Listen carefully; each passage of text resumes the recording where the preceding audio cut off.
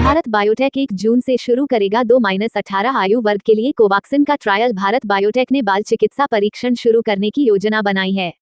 हैदराबाद स्थित वैक्सीन निर्माता को हाल ही में drugs controller general of India से 2 से 18 साल की उम्र के बच्चों पर क्लिनिकल ट्रायल करने की मंजूरी मिली है। भारत बायोटेक ने 1 जून में अपने स्वदेश निर्मित कोविड-19 वैक्सीन कोवैक्सिन का बाल चिकित्सा परीक्षण शुरू करने की योजना बनाई है। हैदराबाद स्थित वैक्सीन निर्माता को हाल ही में drugs controller general of India से 2 से 18 साल की उम्र के बच्चों पर क्लिनिकल ट्रायल करने की मंजूरी मिली है। 22 मई को हैदराबाद में फिक्की लेडीज ऑर्गेनाइजेशन (FLO) की बैठक में बोलते हुए भारत बायोटेक के बिजनेस डेवलपमेंट और इंटरनेशनल एडवोकेसी के प्रमुख रचेश एला ने कहा कि ट्रायल 1 जून से शुरू होगा। WHO से मिल सकती है मंजूरी। मीडिया रिपोर्ट में एला ने कहा कि भारत बायोटेक को इस साल की तीसरी तिमाही में लाइसेंस मिल सकता है। एला ने आगे कहा कि भारत बायोटेक ने कोवैक्सिन के लिए विश्व स्वास्थ्य संगठन (WHO) से अनुमोदन प्राप्त करने की प्रक्रिया भी शुरू कर दी है। एला ने कहा कि अतीत में हमारे कुछ उत्पादों को उनकी मंजूरी मिल गई थी। हम तीसरी या चौथी तिमाही के अंत तक कोवैक्सिन के लिए अनुमोदन की उम्मीद कर रहे हैं। चल रही थी मांग। इससे पहले मई में एक विशेषज्ञ पैनल ने सिफारिश की थी कि 2-18 आयु वर्ग पर कोवैक्सिन के चरण 2/3 नैदानिक परीक्षण शुरू किए जाने चाहिए। संक्रमण की संभावित तीसरी लहर आने से पहले स्वास्थ्य विशेषज्ञ बच्चों के लिए प्रभावी और सुरक्षित खुराक की मांग कर रहे हैं। भारत ने अब तक कोविशील्ड, कोवैक्सिन और स्पुतनिक वी को मंजूरी दी है। कोवैक्सीन स्वदेशी रूप से भारत बायोटेक द्वारा भारतीय चिकित्सा अनुसंधान परिषद के सहयोग से विकसित किया गया है। WHO की सूची से कोवैक्सीन अभी भी बाहर विदेशों में आवाजाही पर पड़ सकता है। असर विश्व स्वास्थ्य संगठन WHO की इमरजेंसी यूज लिस्टिंग (EUL) में कोवैक्सीन शामिल नहीं। विदेश यात्रा करना मुश्किल होगा। नई दिल्ली। कोरोना संक्रमण को लेकर विदेशों में आवाजाही पर पाबंदी बरकरार है। कई देशों ने वैक्सीन लगा चुके लोगों को आने पर छूट दे दी है या इसकी तैयारी में हैं। मगर अभी तक भारत बायोटेक द्वारा तैयार कोवैक्सीन की दोनों डोज लेने वाले लोगों को फिलहाल अंतर्राष्ट्रीय यात्रा की छूट नहीं मिल सकी है। विश्व स्वास्थ्य संगठन की इमरजेंसी यूज लिस्टिंग। अंतर्राष्ट्रीय यात्राओं को लेकर कई देशों ने अपनी खुद की रेगुलेटरी अथॉरिटी बनाई है। इस अथॉरिटी द्वारा अप्रूव वैक्सीन लगाने वालों को एंट्री दी जा रही है। इसके अलावा विश्व स्वास्थ्य संगठन WHO की इमरजेंसी यूज लिस्टिंग (EUL) की तरफ से स्वीकृत की गई वैक्सीन को ही यात्रा की मंजूरी दी गई है। इस लिस्ट में Moderna, Pfizer, AstraZeneca, Johnson America और नीदरलैंड में सिनोफार्म BBIP और सीरम इंस्टीट्यूट ऑफ इंडिया की बनी हुई कोविशील्ड शामिल है। मगर कोवैक्सिन को लिस्ट में शामिल नहीं किया गया है। बायोटेक ने लिस्ट में शामिल होने की इच्छा जाहिर की। WHO की गाइडलाइंस के अनुसार भारत बायोटेक ने भी इस लिस्ट में शामिल होने की इच्छा जाहिर की है। मगर WHO इसे लेकर अधिक जानकारी मांग रहा है। इसके लिए एक प्री सबमिशन मीटिंग मई-जून में रखी गई है। इसके बाद फर्म की तरफ से डोजियर सबमिट किया जाएगा। इसकी समीक्षा करने के बाद ही WHO की तरफ से वैक्सीन को मान्यता मिल सकती है। बताया जा रहा है कि इस प्रक्रिया में कुछ समय लग सकता है। Read more. कम हुए कोरोना के नए केस तो भाजपा ने लगाए केजरीवाल सरकार पर यह आरोप, जल्द खत्म हो सकता है लॉकडाउन। विदेश यात्रा करना मुमकिन नहीं। विशेषज्ञों का कहना है कि अब अगर कोई वैक्सीन EUL की सूची में शामिल नहीं है तो ऐसे में विदेश यात्रा करना कठिन हो जाएगा। इस कारण लोगों को परेशानी का सामना करना पड़ सकता है। कोवैक्सीन को लेकर अभी अन्य देशों की भी स्वीकृति लेने बाकी है। ऐसे में कोवैक्सीन लगाने वालों के लिए अभी विदेश यात्रा करना मुमकिन नहीं होगा। देश में कोरोना वायरस की 2 वैक्सीनों में से एक यानी कोविशील्ड की 2 खुराकों के बीच के अंतर को बढ़ा दिया गया, जबकि कोवैक्सिन में ऐसा नहीं किया गया। आखिर इसकी क्या वजह हो सकती है? केंद्र सरकार ने शुक्रवार को इस बात की जानकारी दी। बीते 16 जनवरी से देश में शुरू हुए कोरोना टीकाकरण अभियान के बाद से कोविशील्ड की 2 खुराकों के बीच के अंतर को 2 बार बढ़ाए जाने के बाद से यह विषय विवाद का मुद्दा बनता जा रहा था।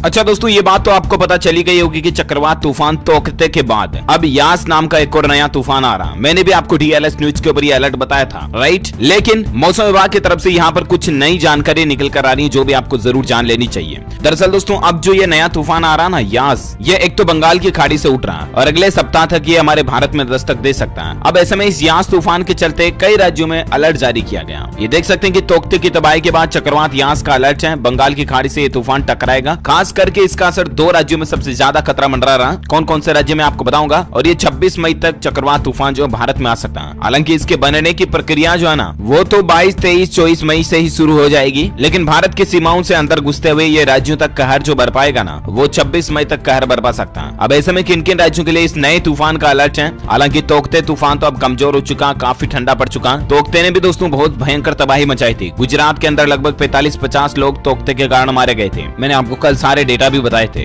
राइट। मतलब क्या बोलूं आपको, हजारों तो पेड़ गिर गए, सैकड़ों बिजली के खंभे गिर गए, हजारों घर तबाह हो गए, लोगों के चद्दर टीन शेड उड़ गए। तो इन सभी नुकसान को देखते हुए कल प्रधानमंत्री नरेंद्र मोदी ने गुजरात का हवाई दौरा करते हुए जायजा भी लिया और 1000 करोड़ रुपए का राहत पैकेज देने का ऐलान भी किया। वहीं सभी राज्यों में जहां जहां भी तूफान से तबाही मची है ना, महाराष्ट्र, राजस्थान, गुजरात, उत्तर प्रदेश वगैरह, जिन भी राज्यों में इस चक्रवात तूफान तोकते की वजह से जिन लोगों की जान चली गई, उनके परिवारों को सरकार ने 2-2 लाख रुपए का देने का ऐलान भी किया है और घायलों के परिवारों को 50-50 हजार रुपए का मुआवजा देने का भी ऐलान किया, राइट। लेकिन अब यहाँ पर ये तो तोकते तो चलो ठीक है, इसकी फिल्म अब खत्म होने वाली है, ठंडा हो गया, तोकते धीरे धीरे नॉर्मल हो गया। अब यहाँ पर जो नया अलर्ट आ रहा है दोस्तों, वो YAAS यास करके एक नया तूफान आ रहा। ये जो एक और चक्रवाती तूफान आ रहा ना, इसको लेकर मौसम विभाग का अनुमान है दोस्तों कि कई राज्यों पर ये असर डाल सकता है। अच्छा, ये जो नया चक्रवाती तूफान है दोस्तों, ये उत्तर अंडमान सागर और बंगाल की पूर्वी मध्य खाड़ी में 22 मई को कम दबाव का क्षेत्र बनने की संभावना के चलते बन सकता है, जो कि एक चक्रवाती तूफान में तब्दील हो सकता है। ये मतलब एक पहले से अनुमान लगाया जा रहा, अलर्ट जारी किया गया। और इसके बाद ये अगर तूफान में बदल जाता है तो इसका नाम रहेगा चक्रवात यास, जो कि 26 से 27 मई को पूर्वी तट पर पहुंचने का अनुमान है। भारतीय मौसम विज्ञान विभाग ने कल इस बात की जानकारी दी है। अब दोस्तों, ये अगर तूफान जो है ना, बंगाल की खाड़ी और अंडमान सागर में बनने वाला अगर चक्रवात में बदल जाता है और भारत की सीमाओं में प्रवेश करता है, तो किन किन राज्यों में खतरा मंडरा रहा है, किन किन राज्यों में ये तूफान तबाही मचा सकता है। तो इसको लेकर मौसम विभाग का कहना है कि एक तो पश्चिम बंगाल, उड़ीसा, असम और मेघालय, इन 4 राज्यों में सबसे ज्यादा इस तूफान का प्रभाव हमें देखने को मिल सकता है। बाकी अंडमान निकोबार, कोलकाता, दक्षिण बंगाल, असम, मेघालय, इन जगहों पर भी भारी बारिश होने की संभावना है इस तूफान के चलते, है ना। तो ये मौसम विभाग की तरफ से अलर्ट था जो मैंने आपको बता दिया। उम्मीद आपको जरूर जानकारी मिली होगी। वैसे दोस्तों, आप मुझे नीचे कमेंट्स करके बताइए कि आप कौन से राज्य में रहते हैं, ताकि पर्टिकुलर मैं आपके राज्य के समाचार भी आपके मोबाइल तक पहुंचा दूंगा। और बाकी इस वीडियो को लाइक करना, शेयर भी करना अपने दोस्तों के साथ फेसबुक और व्हाट्सएप पर। और सावधान रहना, है ना। 24, 25, 26 से ऑलरेडी सावधान, सतर्क रहना शुरू हो जाना अगर आप भी इन 4-5 राज्यों में रहते हैं जो मैंने आपको बताया था। और हाँ, वीडियो को लाइक और शेयर करना और डीएलएस न्यूज चैनल को सब्सक्राइब करके बेल आइकन जरूर दबा देना, ताकि आपको रोजाना के ताजा अपडेट्स तुरंत आपके मोबाइल पर मिल जाएंगे। ओके, मिलेंगे अगले नेक्स्ट अपडेट में। तब तक के लिए thank you, take care, goodbye, जय हिंद, जय भारत, वंदे मातरम। 58,000 करोड़ रुपए, 58,000 करोड़ रुपए। नमस्कार, जय हिंद, वंदे मातरम भाइयों और बहनों, स्वागत है आपका भारत के सबसे बड़े सरकारी न्यूज चैनल पर। तो दोस्तों, टुडे ब्रेकिंग न्यूज के साथ देश और राज्य की 10 बड़ी ताजा खबरों को लेकर इस वीडियो में हम आपके सामने हाजिर हो चुके हैं। साथ ही में दोस्तों, कोरोना वायरस, लॉकडाउन, राशन वितरण और मोदी सरकार की नई योजना से जुड़ी हर छोटी से छोटी खबर और अपडेट भी इस वीडियो में देने वाले हैं। तो दोस्तों, आज की सबसे पहली और सबसे बड़ी खबर की बात करें तो स्वास्थ्य मंत्रालय ने आज कोरोना के नए आंकड़े जारी किए हैं, जिसके तहत पिछले 24 घंटों में कोरोना के 2,68,000 नए मामले सामने आए हैं। वहीं 4,529 लोगों की कोरोना की वजह से पिछले 24 घंटों में मौत हो गई है। तो दोस्तों, मौत के मामले में कोरोना ने आज फिर एक नया रिकॉर्ड कायम किया है। साथ ही इस राज्य सरकार ने किसानों को 10,000 रुपए, रेहड़ी पटरी वालों को 3,000 रुपए और मजदूरों को 2,000 रुपए सीधे उनके बैंक खाते में देने का ऐलान किया है। तो दोस्तों, किस किस राज्य के लोगों को यह फायदा मिलेगा वो भी जानेंगे। और 10वीं के छात्रों के लिए भी आज सीबीएसई ने एक बड़ी घोषणा की है। इसके अलावा केंद्र सरकार ने आज किसानों के पक्ष में एक बहुत ही बड़ा और ऐतिहासिक फैसला लिया है, जिससे किसानों को आज से ही ये एक बड़ा फायदा होने वाला है। तो दोस्तों, आखिर में ऐसा कौन सा फैसला लिया गया है, कुछ ही देर में जानने को मिलेगा। और दोस्तों, कई राज्यों में आज एक बार फिर से लॉकडाउन को बढ़ा दिया गया है, तो कहीं लॉकडाउन को और ज्यादा सख्त किया गया है, तो कुछ राज्यों में लॉकडाउन को समाप्त करने का भी ऐलान हो चुका है। तो दोस्तों, ऐसे में आप लोगों को जान लेना चाहिए कि बीते 24 घंटों में भारत के किन किन राज्यों या फिर शहरों में लॉकडाउन लगाया गया है या फिर हटाया गया है, और ऐसे में क्या खुला रहेगा, क्या रहेगा बंद, सब कुछ इस वीडियो में जानने को मिलेगा। और दोस्तों अगर आप लोगों के घर में माताएं बहनें खाना बनाने के लिए एलपीजी गैस सिलेंडर का इस्तेमाल करती है तो भी इस वीडियो में आप लोगों के लिए एक फायदे की खबर लेकर आए हैं। तो दोस्तों इन्हीं सभी खबरों को एक एक करके इस वीडियो में हम आपको देने वाले हैं। चलिए खबरों का सिलसिला शुरू करते हैं। लेकिन दोस्तों आगे बढ़ने से पहले मेरी आपसे एक छोटी सी गुजारिश है कि अगर आप इस चैनल पर पहली बार आए हैं तो चैनल को सब्सक्राइब कर लीजिए और साथ ही में वीडियो को एक लाइक भी जरूर कर दीजिए। तो दोस्तों आज की सबसे पहली और सबसे बड़ी खबर की बात करें तो किसानों के पक्ष में केंद्र सरकार का ऐतिहासिक फैसला। अब डीएपी फर्टिलाइजर के हर बैग पर मिलेगी 1200 रुपए की सब्सिडी। जी हां दोस्तों, केंद्र सरकार ने किसानों के पक्ष में ऐतिहासिक फैसला लेते हुए तय किया है कि डीएपी फर्टिलाइजर मतलब कि खाद के एक बैग पर अब किसानों को 1200 रुपए की छूट दी जाएगी। प्रधानमंत्री नरेंद्र मोदी की अध्यक्षता में हुई उच्च स्तरीय बैठक में डीएपी फर्टिलाइजर पर दी जाने वाली सब्सिडी में 140% इजाफे का फैसला किया है। इससे किसानों को 2400 रुपए में मिलने वाला डीएपी फर्टिलाइजर का एक बैग अब 1200 रुपए में ही मिल जाएगा। हालांकि इस फैसले के बाद केंद्र सरकार को सब्सिडी के मद में 14,775 करोड़ रुपए का अतिरिक्त खर्च आएगा। बता दें कि अब तक डीएपी फर्टिलाइजर मतलब कि डीएपी खाद के एक बैग पर किसानों को सिर्फ 500 रुपए की ही छूट मिलती थी। तो दोस्तों आपको केंद्र सरकार का यह फैसला कैसा लगा है, अपनी राय कमेंट बॉक्स में जरूर बताइएगा। नेक्स्ट अपडेट की बात करें तो दोस्तों पीएम मोदी ने चक्रवात प्रभावित इस राज्य के लिए 1000 करोड़ की तत्काल सहायता की घोषणा की है। जी हां दोस्तों, प्रधानमंत्री नरेंद्र मोदी ने चक्रवात ताउते से प्रभावित गुजरात के लिए 1000 करोड़ रुपए की तत्काल आर्थिक सहायता की घोषणा की है। एक आधिकारिक विज्ञप्ति में यह जानकारी दी गई है। उन्होंने ताउते से प्रभावित सभी राज्यों में चक्रवात संबंधी घटनाओं में मारे गए परिजनों के लिए या फिर मारे गए लोगों के लिए 2-2 लाख रुपए और घायलों के लिए 50,000 रुपए के मुआवजे की भी घोषणा की है। प्रधानमंत्री ने गुजरात के मुख्यमंत्री विजय रूपाणी और शीर्ष अधिकारियों के साथ यहां चक्रवात की वजह से हुए नुकसान के आकलन के लिए समीक्षा बैठक के बाद में यह सहायता पैकेज को मंजूरी दी है। अगली बड़ी खबर की बात करें तो इस राज्य में लॉकडाउन प्रभावित लोगों के लिए 1250 करोड़ रुपए के पैकेज की घोषणा। जी हां दोस्तों, कर्नाटक के मुख्यमंत्री बीएस येदियुरप्पा की सरकार ने आज राज्य में लॉकडाउन से प्रभावित लोगों के लिए 1250 करोड़ रुपए के राहत पैकेज की घोषणा की है। इसके साथ ही मुख्यमंत्री ने कहा है कि अभी तक राज्य में लॉकडाउन को और बढ़ाने के बारे में कोई फैसला नहीं किया गया है। इस बारे में 24 मई से फैसला ले लिया जाएगा। 24 मई को राज्य में लॉकडाउन की मियाद खत्म हो रही है। तो दोस्तों हम आपको बता दें कि 1250 करोड़ रुपए के पैकेज में किन लोगों को क्या मिलेगा। तो हम आपको बता दें कि ऑटो टैक्सी चालकों को 3000 रुपए की वित्तीय सहायता दी जाएगी। फूलों की खेती करने वाले किसानों को 10,000 रुपए प्रति हेक्टेयर के हिसाब से दिए जाएंगे। फुटपाथ पर फूल सब्जी या फिर अन्य कोई भी जो हॉकर्स है उनको 3000 रुपए दिए जाएंगे। फिल्म लाइन में काम करने वाले लोगों को भी 3000 रुपए की वित्तीय सहायता दी जाएगी। प्रधानमंत्री गरीब कल्याण योजना के तहत सभी लोगों को 5 किलो मुफ्त जो है चावल दिया जाएगा और अनऑर्गेनाइज्ड श्रमिकों को 2000 रुपए सीधे उनके बैंक अकाउंट में भेजे जाएंगे। इस तरह से कोरोना काल में राज्य सरकार लोगों के खाते में टोटल 1250 करोड़ रुपए भेजेगी। तो दोस्तों आपको इस राज्य सरकार का ये फैसला कैसा लगा है, साथ ही में क्या आपके राज्य में भी ऐसा यहाँ पर नियम या फिर ऐसी योजना लागू होनी चाहिए या फिर नहीं, जरूर बताएं और आपके राज्य का भी नाम कमेंट बॉक्स में बताना बिल्कुल ना भूलिएगा। नेक्स्ट अपडेट की बात करें तो सीएम अशोक गहलोत का बड़ा फैसला, राजस्थान में महामारी घोषित हुआ ब्लैक फंगस। जी हाँ दोस्तों, गहलोत सरकार ने इसका ऐलान करते हुए कहा है कि ब्लैक फंगस अब खतरनाक रूप लेता जा रहा है और कई राज्यों में तेजी से फैल रहा है, इसलिए इस पर अधिक ध्यान देने की आवश्यकता है।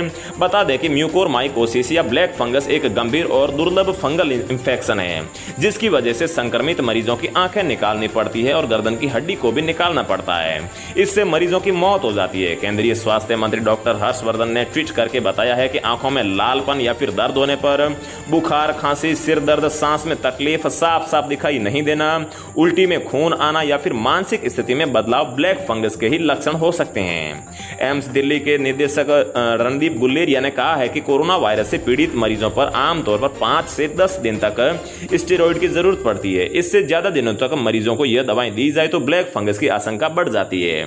मतलब कि ब्लैक फंगस उन्हीं लोगों को हो रहा है जिन लोगों को कोरोना हुआ था और कोरोना के दौरान जिन लोगों को स्टेरॉइड ज्यादा मात्रा में दी जाती है उन्हें ही यहां पर ब्लैक फंगस का खतरा है।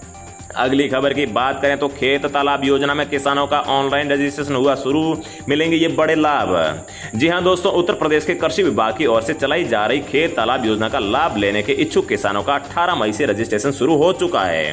किसान अपने खेत पर सरकार से कुल लागत का 50% सरकारी अनुदान लेकर तालाब बनवा सकते हैं।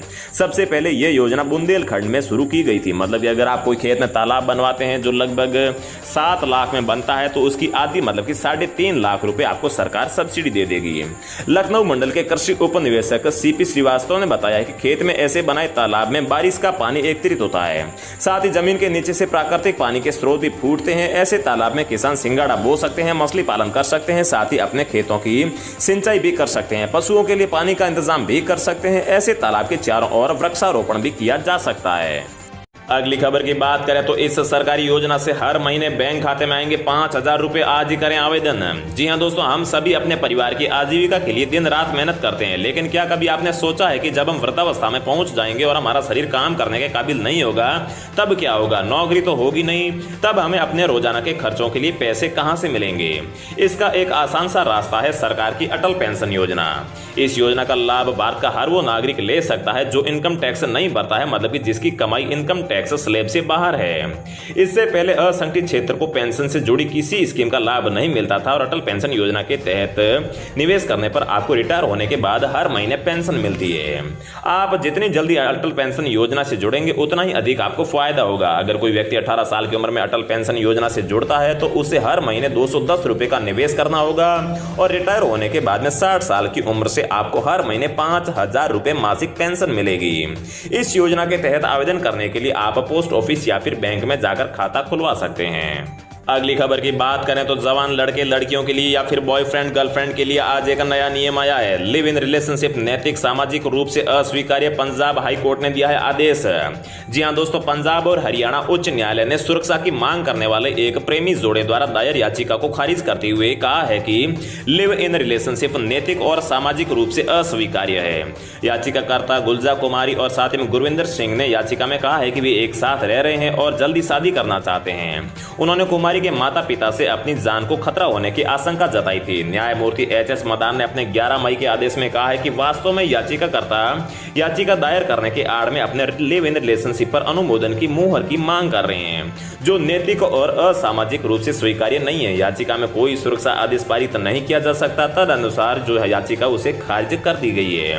कहने का मतलब यह है कि दोस्तों, लिव इन रिलेशनशिप को भारत में यहाँ पर कोई भी स्थान नहीं दिया गया है। इसे यहाँ पर समाज में और साथ ही में कानून में भी अस्वीकार्य कहा गया है। अगली खबर की बात करें तो दोस्तों, खेत तालाब योजना में किसानों का ऑनलाइन रजिस्ट्रेशन हुआ शुरू, मिलेंगे ये बड़े लाभ। जी हां दोस्तों, उत्तर प्रदेश के कृषि विभाग की ओर से चलाई जा रही खेत तालाब योजना का लाभ लेने के इच्छुक किसानों का 18 मई से रजिस्ट्रेशन शुरू हो चुका है।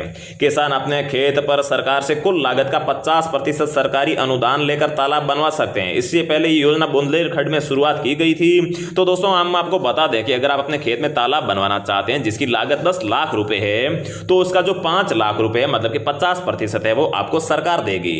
लखनऊ मंडल के कृषि उप निवेशक श्री श्रीवास्तव ने बताया है कि खेत में बने ऐसे तालाब में बारिश का पानी एकत्रित होता है, साथ ही जमीन के नीचे से पानी के प्राकृतिक स्रोत भी फूटते हैं। ऐसे तालाब में किसान सिंगाड़ा बो सकते हैं, मछली पालन भी कर सकते हैं, साथ ही अपने खेत की सिंचाई भी कर सकते हैं, पशुओं के लिए पानी का इंतजाम भी कर सकते हैं। ऐसे तालाब के चारों ओर वृक्षारोपण भी किया जा सकता है। तो दोस्तों, उत्तर प्रदेश के लोग इस योजना का तहत आवेदन करके फायदा ले सकते हैं। तो दोस्तों, रोजाना ऐसी खबरें पाते रहने के लिए चैनल को सब्सक्राइब करके बेल आइकन प्रेस कर लीजिए। जय हिंद, वंदे मातरम।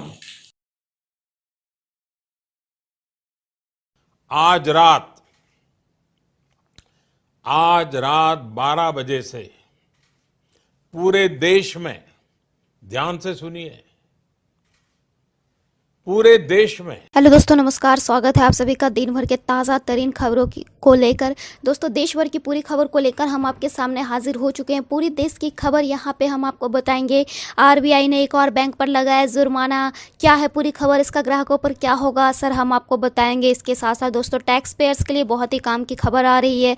इसके साथ साथ दोस्तों, भारत में कोरोना वैक्सीन की डोज में गैप बढ़ा है, क्या है पूरी खबर हम आपको बताएंगे। तो चलिए शुरू करते हैं सभी खबरों को विस्तार से। तो सबसे पहले मैं आपको बता दूं, जो आपकी सबसे महत्वपूर्ण खबर है वह है पूरे पिछले 24 घंटे में कोरोना के आंकड़ों को लेकर। तो दोस्तों मैं आपको बता दूं, पिछले 24 घंटे में 2.67 लाख नए केस आए हैं। लेकिन अगर हम बात करते हैं इसमें मौत के आंकड़े को, तो 4,529 मरीजों ने अपनी जान भी गंवाई है। उसके साथ साथ दोस्तों मैं आपको बता दूं, भारत में कोरोना वैक्सीन की डोज में गैप बढ़ा। आइए जानते हैं दूसरे देशों में वैक्सीन के क्या हैं नियम। तो भारत में लोगों को सबसे ज़्यादा कोविशील्ड वैक्सीन की डोज लग रही है। पहले लोग खुश थे कि 1 महीने से 2 महीने में उन्हें कोरोना वैक्सीन की दोनों डोज लग जाएंगी। अब केंद्र सरकार ने 2 डोज के बीच समय को बढ़ा दिया, इसे 12 से 16 हफ्ते कर दिया। लोगों की समझ में नहीं आ रहा कि अब वो क्या करे, क्या इतना अंतर सही है, क्या इससे लोगों को फायदा होगा, क्या बाकी देशों में भी ऐसा ही हाल है। तो आइए जानते हैं कि किस देश में किस वैक्सीन के डोज के बीच कितना अंतर है। तो दोस्तों मैं आपको बता दूं, कोविशील्ड की अगर बात करते हैं तो भारत में केंद्र सरकार ने कोविशील्ड के 2 डोज के बीच के अंतर को बढ़ाकर 12 से 16 हफ्ते कर दिया, यानी 3 से 4 महीने। वहीं आपको मैं बता दूं, अगर बात करते हैं कि यूके की, तो यूके में कोविशील्ड वैक्सीन की डोज में अंतर बढ़ाया गया है। तो आप जानकर हैरान होंगे कि ब्रिटेन पिछले साल दिसंबर में ही इस वैक्सीन की डोज के बीच गैप बढ़ाकर 12 हफ्ते कर दिया था।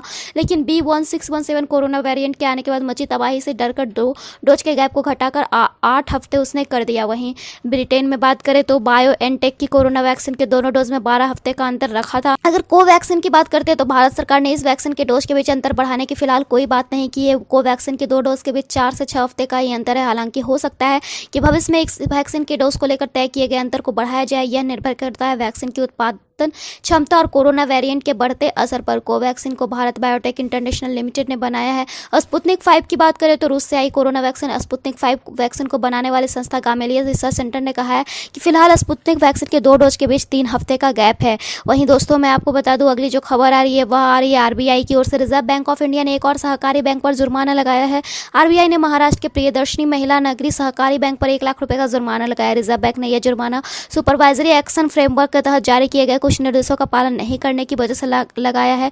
अगर बात करते हैं इसका ग्राहकों पर असर के, तो मैं आपको बता दूं, रिजर्व बैंक की इस कार्रवाई का इसके ग्राहकों पर कोई असर पड़ेगा, तो इसका जवाब है नहीं। इस फैसले से बैंक के ग्राहकों पर किसी तरह का कोई असर नहीं होगा। आरबीआई ने ग्राहकों को मिलने वाली सुविधा पर किसी तरह की रोक नहीं लगाई है। वही दोस्तों मैं आपको बता दूं, टैक्स पेयर्स के लिए ध्यान देने वाली खबर है। कोरोना महामारी की दूसरी लहर को देखते हुए इनकम टैक्स डिपार्टमेंट ने हाल ही में टैक्स पेयर को राहत पहुंचाने के लिए कुछ टाइमलाइन को आगे बढ़ा दिया था। टैक्स पेयर और टैक्स सलाहकारों की अपील के बाद central board of direct taxes ने पिछली बार कई डेडलाइंस को 30 अप्रैल 2021 तक बढ़ा दिया गया था। वहीं दोस्तों मैं आपको बता दूं, अगली जो खबर आ रही है वह आ रही है, बड़ी खबर है, रेमडेसिविर को कोरोना मरीजों के इलाज से हटाने पर हो रहा है विचार, क्योंकि यह असरदार नहीं है। जी हां दोस्तों, देश में कोरोना वायरस महामारी की दूसरी लहर का अभी थमा नहीं है। कुछ दिनों से कोरोना के नए केस लगातार कम हो रहे हैं। इसके बावजूद बीमारी से मरने वालों का आंकड़ा कम होने का नाम नहीं ले रहा है, जिसे लेकर रेमडेसिविर को कोरोना मरीजों के इलाज से हटाने पर विचार किया जा रहा है, क्योंकि यह असरदार होने की बात नहीं की जा रही, इसमें असरदार होने के कोई सबूत नहीं मिले हैं। तो फिलहाल इस वीडियो में इतना ही। ऐसे ही खबरों के लिए बने रहिए हमारे इस वीडियो के साथ। Bye and thanks for watching this video.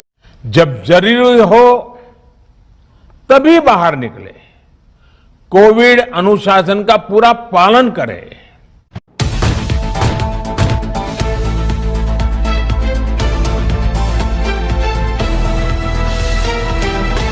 दोस्तों स्वागत करते हैं बिंदास खबरें में, जहां हम आपको बताते हैं देश दुनिया की ताजा बड़ी खबरें। दोस्तों जहां देश में कोरोना की दूसरी लहर ने कहर मचा रखा है, वहीं इसको देखते हुए कुछ राज्यों ने तो लॉकडाउन लगा दिया है और कुछ राज्यों में कर्फ्यू और कहीं पर तो धारा 144 लगा दिया गया है। इसको लेकर कल प्रधानमंत्री नरेंद्र मोदी जी ने भी कुछ बड़े ऐलान और बड़ी घोषणाएं की हैं। इसलिए आप सभी से हाथ जोड़कर निवेदन है कि इस वीडियो को पूरा और अंत तक जरूर देखें। तो आइए आपको बताते हैं देश दुनिया की बड़ी खबरें सिर्फ 10 मिनट में। और इसी के साथ दोस्तों आज की पहली बड़ी खबर की गहलोत सरकार ने 21 जून तक के लिए बढ़ा दी है धारा 144। सार्वजनिक जगहों पर अब लोगों के इकट्ठा होने पर रोक। दोस्तों यहाँ पर आपको बता दें कि कोरोना को देखते हुए राजस्थान में पाबंदियां आगे भी जारी रहेंगी। मुख्यमंत्री अशोक गहलोत ने बुधवार को सभी जिलों में धारा 144 की अवधि अब 21 जून तक के लिए बढ़ाने का फैसला किया है। इसके बाद गृह विभाग ने इसके लिए अधिसूचना भी जारी कर दी है और ये अवधि 21 मई को खत्म हो रही थी। दोस्तों यहाँ पर आपको बता दें कि धारा 144 लागू होने के बाद 5 या इससे ज्यादा लोगों के इकट्ठा होने पर रोक होती है। और इसी के साथ दोस्तों अगली बड़ी खबर की कर्नाटक सरकार ने किया 1250 करोड़ रुपए के राहत पैकेज का ऐलान। दोस्तों यहाँ पर आपको बता दें कि कोविड-19 की दूसरी लहर से जूझ रहे कर्नाटक के लिए राज्य की येदियुरप्पा सरकार ने सहायता पैकेज का ऐलान कर दिया है। येदियुरप्पा सरकार ने कर्नाटक के लिए 1250 करोड़ रुपए के राहत पैकेज की घोषणा कर दी है। मंत्रिमंडल की बैठक के बाद कर्नाटक के सीएम बीएस येदियुरप्पा ने अलग अलग तबके के लिए सहायता पैकेज का ऐलान किया। दोस्तों यहाँ पर आपको बता दें कि ऑटो टैक्सी चालकों को 3000 रूपए की वित्तीय सहायता दी जाएगी, जबकि फूल की खेती करने वालों को भी 10,000 प्रति हेक्टेयर की मदद की जाएगी। वहीं फुटपाथ पर फूल और सब्जी बेचने वाले हॉकर्स को 3000 रूपए की मदद दी जाएगी। फिल्म लाइन वर्कर्स को भी 3000 रूपए की मदद दी जाएगी। प्रधानमंत्री गरीब कल्याण अन्न योजना के तहत सभी को 5 किलो चावल दिया जाएगा। अनऑर्गेनाइज्ड लेबर को भी 2000 रूपए की मदद दी जाएगी और सभी को सीधे बैंक अकाउंट में पैसे भेजे जाएंगे। और इसी के साथ दोस्तों अगली बड़ी खबर की सीबीएसई ने जारी किए निर्देश, 10वीं बोर्ड का रिजल्ट अब जुलाई में होगा घोषित। दोस्तों यहाँ पर आपको बता दें कि कोरोना महामारी के बढ़ते संक्रमण की वजह से central board of secondary education यानी कि सीबीएसई ने 10वीं बोर्ड की परीक्षा को पहले ही रद्द कर दिया है।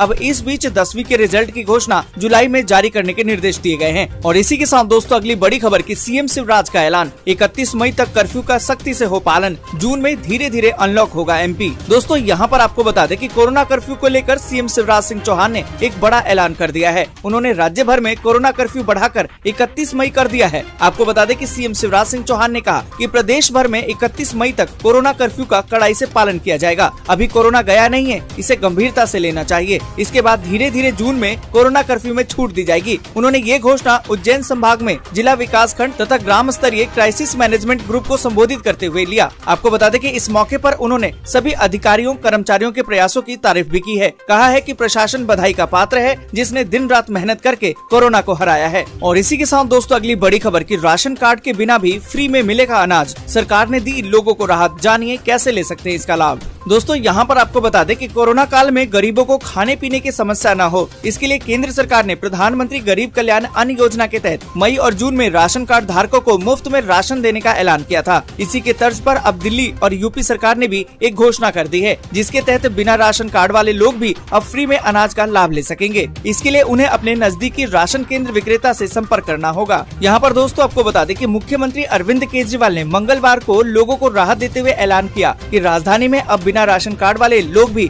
राशन की दुकानों से मुफ्त में राशन ले सकेंगे। और इसी के साथ दोस्तों अगली बड़ी खबर की सुधर रहे हैं दिल्ली के हालात, 46 दिन बाद दिल्ली में कोरोना के नए मामले 4000 से भी कम। दोस्तों यहाँ पर आपको बता दें कि राष्ट्रीय राजधानी में एक दिन में कोविड-19 के 3846 नए मामले सामने आए, जो 5 अप्रैल के बाद सबसे कम दैनिक मामले हैं। आपको बता दें कि दिल्ली सरकार द्वारा जारी किए गए एक स्वास्थ्य बुलेटिन के अनुसार इस अवधि में संक्रमण से 235 और लोगों की मौत हो गई है। वहीं संक्रमण दर भी गिरावट के साथ 5.78% हो गई है। दोस्तों आगे बढ़े उससे पहले एक छोटी सी रिक्वेस्ट है, इस वीडियो को लाइक और दोस्तों के साथ शेयर करना बिल्कुल भी ना भूलें। अगर अभी तक आपने चैनल को सब्सक्राइब नहीं किया है तो सब्सक्राइब जल्दी से कर लें। और इसी के साथ दोस्तों अगली बड़ी खबर कि अब कोविड-19 से ठीक होने के 3 महीने बाद लगेगी वैक्सीन, सरकार का फैसला। दोस्तों यहाँ पर आपको बता दें कि केंद्रीय स्वास्थ्य मंत्रालय ने कोविड-19 टीकाकरण पर नई सिफारिशों को स्वीकार कर लिया है। दोस्तों आपको बता दें कि national expert group on vaccine administration for कोविड-19 द्वारा की गई नई सिफारिशों के अनुसार कोरोना वायरस से क्लिनिकल रिकवरी के बाद ही टीकाकरण को 3 महीने के लिए टाल दिया जाए। अब इन सिफारिशों को मंजूरी दे दी गई है।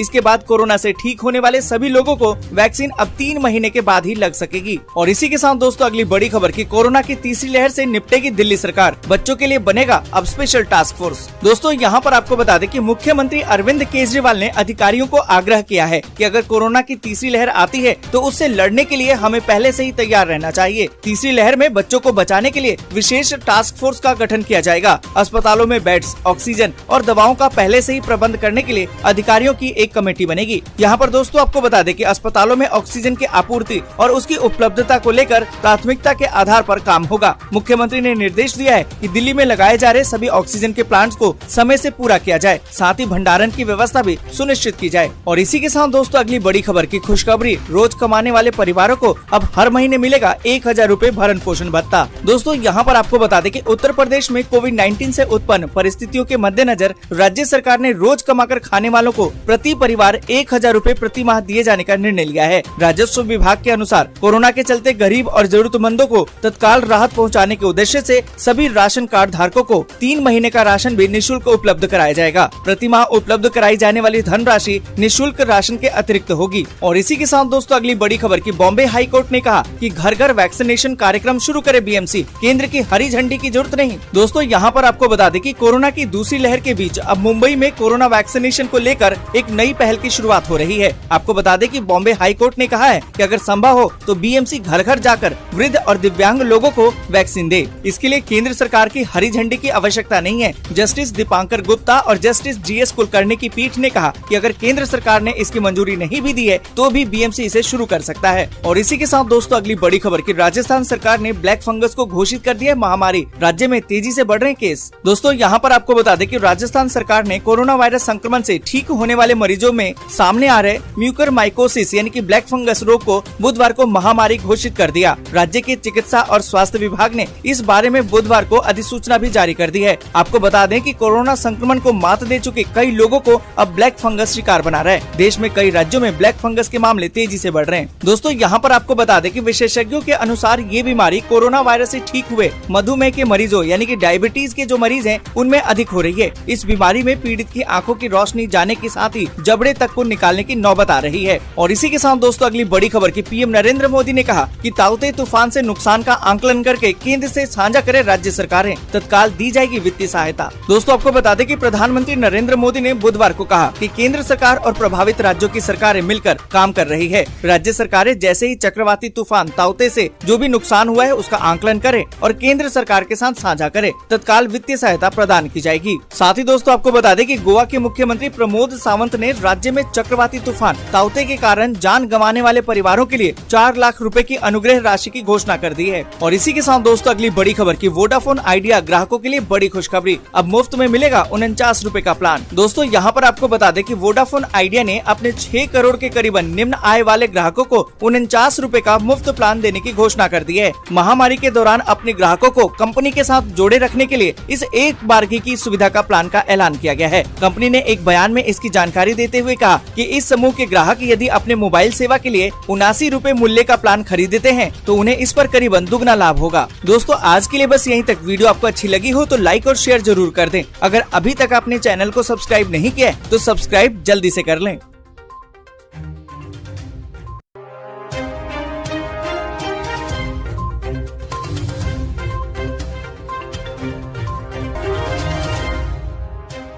नमस्कार दोस्तों, एक बार फिर आपका स्वागत करते हैं ब्राइट फैक्ट्स में, जहां हम आपके लिए हर दिन लेकर आते हैं देश और दुनिया की 50 सबसे बड़ी खबरें। दोस्तों आज देश से बहुत बड़ी बड़ी खबरें निकल कर आ रही हैं जो आपके लिए जानना बेहद जरूरी है, तो इस वीडियो को शुरू से लेकर आखिर तक जरूर देखिएगा। तो आइए बिना देरी शुरू करते हैं आज की खबरों का सिलसिला और जानते हैं देश की 50 बड़ी खबरें सिर्फ 10 मिनट में। भारत में कोरोना से मौत के टूटे सारे रिकॉर्ड, पहली बार हुई एक दिन में 4,529 लोगों की मौतें और मिले 24 घंटे में 2,67,000 नए मामले। गुजरात में कल ताउते तूफान ने मचाई तबाही, 16,000 से ज्यादा घर हुए तबाह, 45 से ज्यादा लोगों की हुई मौत। तूफान पर पीएम नरेंद्र मोदी ने किया 1,000 करोड़ रुपए की मदद का ऐलान, तूफान में मारे गए लोगों के परिवारों को मिलेगा 2-2 लाख का मुआवजा। उज्जैन में 31 मई तक बढ़ गया लॉकडाउन, सीएम की रिव्यू मीटिंग के बाद लिया गया फैसला। किसान आंदोलन में भी कोरोना ने दी दस्तक, 5 किसानों की हुई मौत और मिले कोरोना पॉजिटिव। दिल्ली सरकार का ऐलान, कोरोना से अनाथ हुए बच्चों को 25 साल की उम्र तक मिलेगी हर महीने 2,500 रुपए की पेंशन और मुफ्त शिक्षा। कोरोना के बीच योगी सरकार का बड़ा ऐलान, अब गरीबों और जरूरतमंदों को 3 महीने तक मिलेगा मुफ्त राशन। Xiaomi अपने ग्राहकों को देगी 2 महीने की अतिरिक्त वारंटी, लॉकडाउन के चलते कंपनी ने लिया फैसला। ICICI बैंक ग्राहक अब ATM कार्ड के बिना ही निकाल सकेंगे पैसे। यूपी के कोरोना अस्पताल में सफाई के बहाने मरीजों के मोबाइल चुराने वाले 3 लोग किए गए गिरफ्तार। चक्रवाती तूफान ताउते के बाद एक और नए चक्रवात की आहट ने उड़ाई सरकार की नींद, 23 से 24 मई के आसपास बंगाल की खाड़ी में आएगा तूफान। कल दिल्ली, राजस्थान, उत्तर प्रदेश और मध्य प्रदेश में दिखा ताउते तूफान का असर, हुई जमकर बारिश। तेजी से पिघल रहा है बर्फ का पहाड़, पूरे विश्व में तबाही की आशंका, कुछ सालों में बांग्लादेश मालदीव के डूबने का पैदा हुआ खतरा। गाजियाबाद में युवक की पीट पीट कर हत्या, 4 बच्चों की मां से था प्रेम प्रसंग। कोरोना के बाद अब राजस्थान में ब्लैक फंगस की गई महामारी घोषित, मिले 100 से ज्यादा मामले। राम रहीम ने सरकार से की अपील, कहा 21 दिन के लिए जेल से आना चाहता है बाहर। पाकिस्तान के नए राष्ट्रीय सुरक्षा सलाहकार के रूप में मोइद यूसुफ को किया गया नियुक्त। कोरोना के खिलाफ लड़ाई में आगे आया इसरो, बनाया स्वदेशी ऑक्सीजन कंसंट्रेटर। चीन से दोस्ती बढ़ा रहा ईरान, 25 साल के लिए किया $400 अरब का महासमझौता। लॉन्च हुआ जबरदस्त फीचर्स वाला लैपटॉप इंटेल अवीटा, कीमत 18,000 से भी कम। चीन ने एक बार फिर LAC पर शुरू की हलचल, चीनी सैनिक पाए गए अभ्यास करते हुए। पड़ोसी देश नेपाल में महसूस हुए भूकंप के भारी झटके, स्केल पर 5.8 रिएक्टर, मापी गई तीव्रता। 21 करोड़ की हेरोइन के साथ केन्याई महिला एयरपोर्ट से की गई गिरफ्तार। रूस और चीन से 5 गुना ज्यादा कोरोना वैक्सीन दान करेगा अमेरिका, बिडेन ने की घोषणा। 290 अंक गिरकर 50,000 के नीचे बंद हुआ सेंसेक्स। दिल्ली में लॉकडाउन की वजह से बैंड बाजे वालों के सामने आया रोजी रोटी का संकट, आज नेताओं के घर के बाहर बैंड बजा बजा कर करेंगे प्रदर्शन। गुजरात में ताउते तूफान से हजारों घरों को हुआ भारी नुकसान, पीएम मोदी ने किया हवाई सर्वे। 18 से 44 साल वाले 10 लाख लोगों को टीका लगाने वाला पहला राज्य बना राजस्थान। उत्तर प्रदेश में शादी और अन्य समारोह में अब एक समय में सिर्फ 25 ही लोग हो सकेंगे शामिल। महंगा पड़ा हमास को इजरायल से टक्कर लेना, गाजा में नर्क बनी जिंदगी, बमबारी से तबाह हुई सभी सुविधाएं। 809 रुपए वाला LPG गैस सिलेंडर मिलेगा सिर्फ 9 रुपए में, पेटीएम ने शुरू किया ऑफर।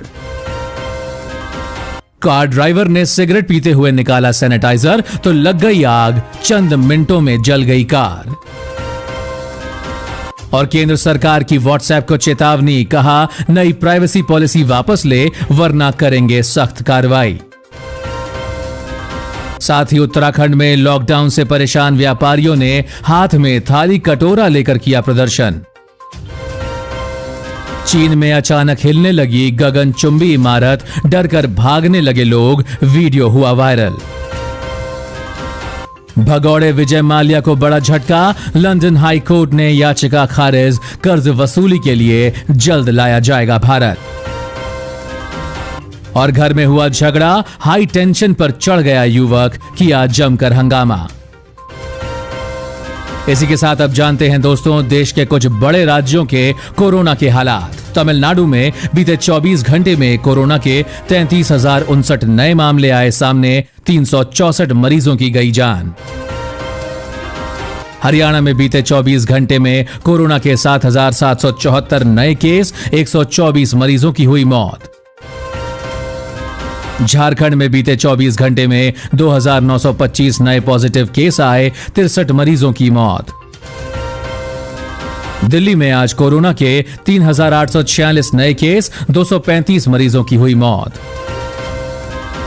मध्य प्रदेश में मिले 5,412 कोरोना के नए मरीज, हुई 77 लोगों की मौत। गुजरात में मिले कोरोना के 7,135 नए मामले और 81 लोगों की गई जान। उत्तर प्रदेश में कोरोना के पिछले 24 घंटे में 7,336 नए मामले आए सामने, रिकवरी रेट पहुंचा 91.4% पर। और महाराष्ट्र में मिले कोरोना के 26,616 नए मामले और हुई 516 लोगों की मौत। बिहार में कोरोना संक्रमण दर में आई और गिरावट, एक दिन में मिले 6,286 नए मामले। और पिछले 24 घंटे में छत्तीसगढ़ में मिले कोरोना के 7,594 नए मामले, 172 मरीजों की हुई मौत। साथ ही राजस्थान में कोरोना के 11,597 नए केसेस आए सामने, 157 लोगों की हुई मौत। उत्तराखंड में 24 घंटे में मिले 3,719 नए संक्रमित, 223 लोगों की हुई मौत। और इसी के साथ दोस्तों आज की खबरों में बस इतना ही। अगर आपको भी ये खबरें पसंद आई तो इस वीडियो को एक लाइक जरूर करें, साथ ही अपने फ्रेंड्स एंड फैमिली के साथ इसे शेयर भी जरूर करें। वीडियो अच्छा लगा तो वीडियो के बारे में कमेंट करके हमें जरूर बताएं आपको कैसी खबरें पसंद आई, आप किस प्रकार की खबरें हमारे साथ और देखना चाहेंगे, अपने सुझाव भेजें। इसी के साथ अगर आप ऐसी ही खबरें अपने मोबाइल फोन पर हर रोज देखना चाहते हैं तो बस हमारे चैनल ब्राइट फैक्ट्स को सब्सक्राइब कीजिए। सब्सक्राइब करने के लिए नीचे दिए गए इस लाल बटन को दबाएं, साथ ही साथ में दिए गए इस बेल आइकन को दबाकर ऑल पर क्लिक करना ना भूलें, ताकि आपको हमारी सभी खबरें आपके मोबाइल पर लगातार समय पर मिलती रहे। हर गरीब का जो सपना है अपने भावी पीढ़ी के लिए, मेरी सरकार का भी वही सपना है जो मेरे हर गरीब के भावी पीढ़ी के लिए सपना। केंद्र सरकार की पहल से गरीबों के सपने पूरे हो रहे हैं। केंद्र सरकार का प्रयास है कि प्रधानमंत्री आवास योजना के तहत हर गरीब को छत मिले ताकि कोई भी बेघर न रहे। नमस्कार, स्वागत है आपका भारत के सबसे बड़े सरकारी न्यूज चैनल पर। दोस्तों टुडे ब्रेकिंग न्यूज के साथ देश एवं राज्यों की 10 बड़ी ताजी और महत्वपूर्ण खबर लेकर आपके पास हाजिर हो चुके हैं। सभी खबरें सिलेक्टेड एवं काम की खबरें हैं, इसीलिए भाइयों और बहनों आपसे हाथ जोड़कर प्रार्थना है वीडियो को शुरू से लेकर लास्ट तक जरूर देखिए। लॉकडाउन को लेकर आ गई सबसे बड़ी खबर, साथ में कोरोना महाबीमारी को लेकर आई 5 बड़ी खुशखबरियां आज की तारीख में। आधार कार्ड है तो 10,000 रुपए खाते में मिलना आज से सरकार ने कर दिया शुरू। जी हां, मोदी सरकार ने आज आकर देश को किया संबोधित। देश में हो गए बड़े बदलाव, संपूर्ण जानकारी सरकार ने इन खाता धारकों को, आधार कार्ड वालों को भेजना शुरू कर दिया। आज से 10-10 हजार रुपए सीधे बैंक खाते में कंप्यूटर के एक क्लिक से सरकार ने कहा सभी के खाते में मिलेंगे अब 10-10 हजार रुपए। इस लॉकडाउन के घड़ी में सरकार ने किया आर्थिक मदद, अब गरीबों को होगी मदद। जी हां, उसी के साथ आधार कार्ड वालों को मिलेगा 10-10 हजार रुपए। कैसे मिलेगा, संपूर्ण जानकारी आ चुकी है। तो अगर आपके भी पास आधार कार्ड है खुद का तो आप नीचे कमेंट बॉक्स में जरूर बताएं कि हमारे पास आधार कार्ड है। आपको हम पूरी जानकारी बताते हैं थोड़ी देरों में, ताकि आपके खाते में भी 10,000 रुपए इस लॉकडाउन में सरकार की तरफ से निकलकर आ सके। साथ में बेरोजगार छात्र और गरीबों भाई बहनों के लिए खुशखबरी। अब लॉकडाउन में ऐसा पहली बार हुआ है कि इन 5 विभागों में निकली है बम्पर भर्तियां। जी हां, बता दें बिना परीक्षा बिना इंटरव्यू सीधे मेरिट के आधार पर हो रही है यह सरकारी नौकरी में बहाली। ऐसे करे आवेदन, मिलेगी सरकारी नौकरी। पुलिस विभाग, आंगनबाड़ी कार्यकर्ता, आंगनबाड़ी सहायिका, चपरासी और उसी के साथ डाक विभाग में निकली है इन स्थानों पर बम्पर भर्तियां। ऐसे करें आवेदन। बिजली बिल कनेक्शन धारकों के लिए बड़ी खबर। जी हां, बता दें इस वक्त की अच्छी खबर निकल कर आ रही है, क्योंकि बिजली बिल कनेक्शन धारक अगर आप सभी हैं तो आप लोगों के लिए अच्छी खबर निकल कर आ चुकी है कि इस राज्य की सरकार ने 1 साल की बिजली बिल माफ करने के लिए किया है ऐलान। तो अगर आप सभी इस राज्य के किसी भी नागरिक हैं कोई भी राज्य के, तो आप इस समाचार को जरूर सुने। टोल फ्री नंबर जारी करके राज्यवासियों को मुख्यमंत्री ने किया ऐलान। इस नंबर पर करें मिस कॉल, हो जाएगी बिजली बिल चुटकियों में माफ। जी हां, आपको बताएंगे इसकी भी जानकारी। तो अगर आपके घरों में, जी हां, अगर आपके भी घरों में बिजली बिल कनेक्शन है तो सब कुछ जानेंगे इस समाचार में। वीडियो में लास्ट तक बने रहे, पूरी जानकारी थोड़ी देरों में। साथ में मोदी सरकार की तरफ से बड़ी ऐलान निकलकर आ चुकी है। आज से यह 5 चीजों को कर दिया गया बंद। जी हां, जिसका इस्तेमाल आप कई दिनों से लगातार करते आ रहे थे, लेकिन आज माननीय प्रधानमंत्री ने ऐलान करते हुए, घोषणा करते हुए बड़ी जानकारी दिया है। कहा है कि इन 5 चीजों को किया जा रहा है पूरे भारतवर्ष में बंद। तो अगर आप सभी इन 5 चीजों का इस्तेमाल करते थे तो पूरी जानकारी आ चुकी है कौन कौन सी यह 5 चीजें हैं, जिसका नाम भी बताएंगे और साथ साथ इसके पूरी जानकारी और संपूर्ण तरीके से बताई जाएगी। तो सरकार ने क्या कहा है और कौन कौन सी 5 चीजें जो बंद कर दी गई है, इसकी संपूर्ण जानकारी थोड़ी देरों में वीडियो में लास्ट तक जरूर बने रहें। साथ में अगर आप भी, जी हां, अगर आपके भी पास Aadhaar card, PAN card, ration card, voter ID card और इन तीनों में से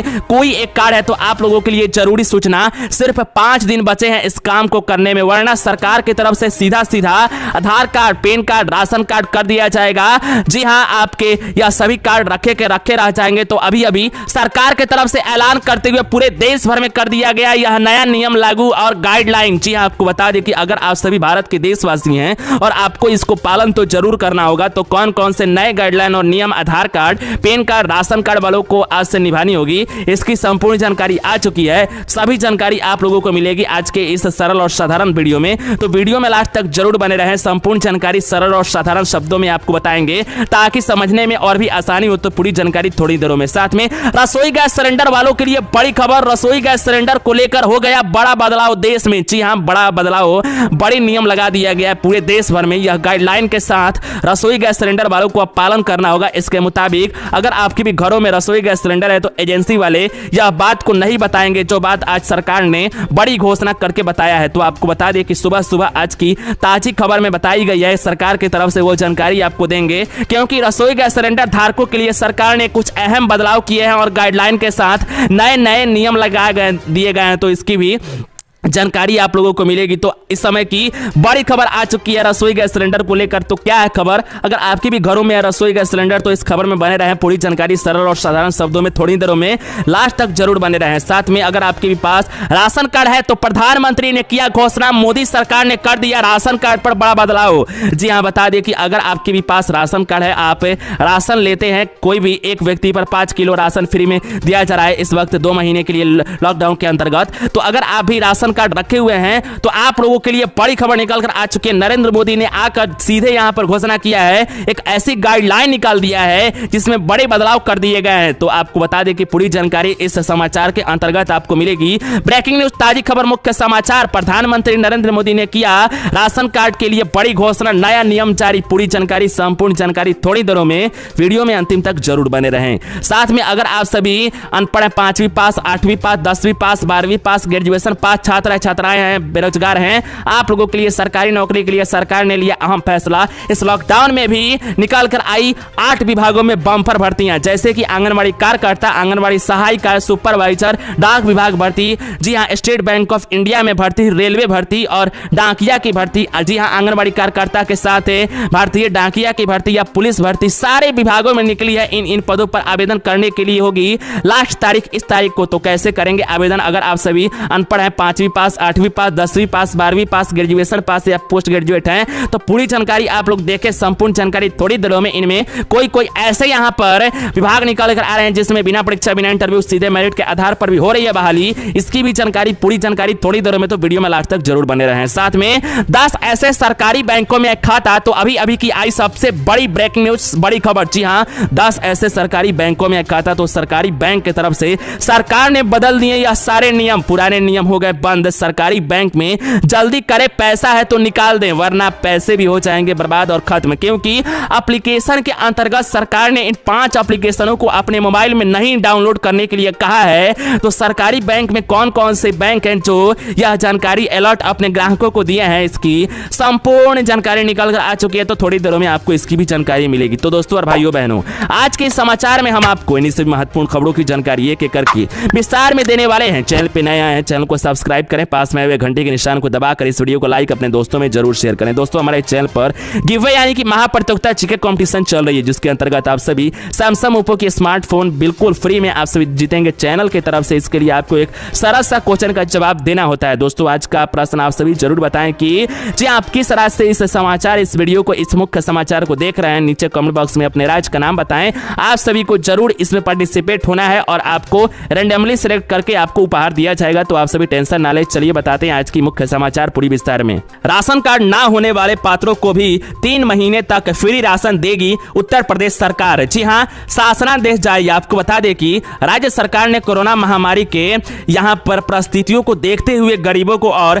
जरूरतमंद लोगों को बड़ी राहत की खबर सुनाई है। आपको बता दें कि जिस प्रकार यहां पर पात्र व्यक्तियों के राशन कार्ड नहीं बने हैं, उन्हीं अभिभावक के चालक के कार्ड बनाकर तत्काल राशन दिया जाएगा। आप लोगों को बता दें कि अमर मुख्य सचिव ने यहां पर कहा है मंगलवार को कि इस संबंध में शासनादेश जारी करते हुए इसकी सूचना ऊपर यहां पर आप लोगों को बता दें सबसे पहले कि मुख्य सचिव खाद्य एवं रसद, जी हां, खाद्य एवं रसद और जिला अधिकारियों को भेज दिया गया है। और शासनादेश में कहा गया है कि जिन पात्र और व्यक्तियों के राशन कार्ड नहीं बने हुए हैं उन लोगों को और उसी के साथ अभियान चलाकर इसके राशन कार्ड बनाए जाएंगे और जिससे उन्हें भी मुफ्त राशन मिलेगा और लाभ भी मिलेगा। आप लोगों को बता दें कि अगर आपके पास राशन कार्ड नहीं है, आप उत्तर प्रदेश से हैं, तो आप लोग नीचे कमेंट बॉक्स में बताएं और आपको अब से यहां पर राशन मिलेगी, वो भी 3 महीना बिल्कुल फ्री में, कोई भी पैसा देने की आवश्यकता नहीं है, सबको मिलेगा राशन। जी आपको बता दें इस वक्त की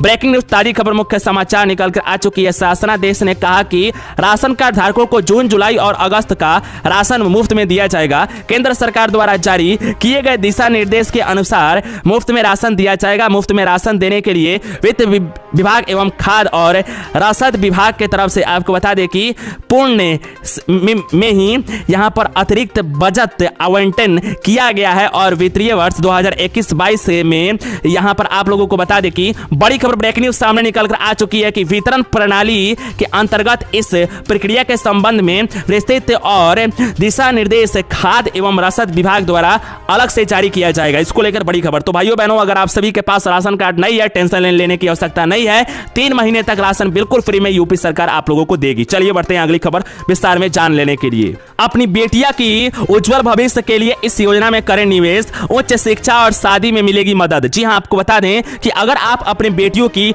उच्च शिक्षा देखना चाहते हैं, शादी अच्छे घर में करना चाहते हैं, उसकी मदद चाहिए, तो आपकी बेटी के उज्जवल भविष्य के लिए इस योजना में आपको करना होगा निवेश। जी हां, तो आपको बताएंगे। सबसे पहले बता दें कि भारतीय डाक के विभाग के वेबसाइट के अनुसार न्यूनतम 250 रुपए की राशि इस खाते में खुलवाया जा सकता है। आप लोगों को बता दें, जैन कोई भी यानी कि बकायल जैन कोई भी व्यक्ति इस स्कीम 1 साल तक न्यूनतम 250 रुपए से लेकर अधिकतम 1.5 लाख रुपए तक निवेश कर सकता है। उसी के साथ आपको बता दें कि एक्सपर्ट इस बात पर जोर डालते हैं कि हमें कोई उम्र से ही यानी नौकरी की शुरुआत के साथ ही बचत और निवेश की आदत डालनी शुरू कर देनी चाहिए। उसको लेकर खबर निकल कर आ रही है कि आप अपनी बेटियों की अगर उज्जवल भविष्य देखना चाहते हैं तो आप इस योजना में जरूर पार्टिसिपेट करें और अपनी बेटियों की उज्जवल भविष्य कराएं। तो दोस्तों और भाइयों बहनों, आज के समाचार में इतना ही। नए आए हैं तो चैनल को जरूर सब्सक्राइब करें, इस वीडियो को लाइक अपने दोस्तों में जरूर शेयर करें। मिलते हैं नई वीडियो में। जय हिंद, वंदे मातरम। इस वक्त की बड़ी खबर की सारी परीक्षाएं रद्द कर दी गई हैं।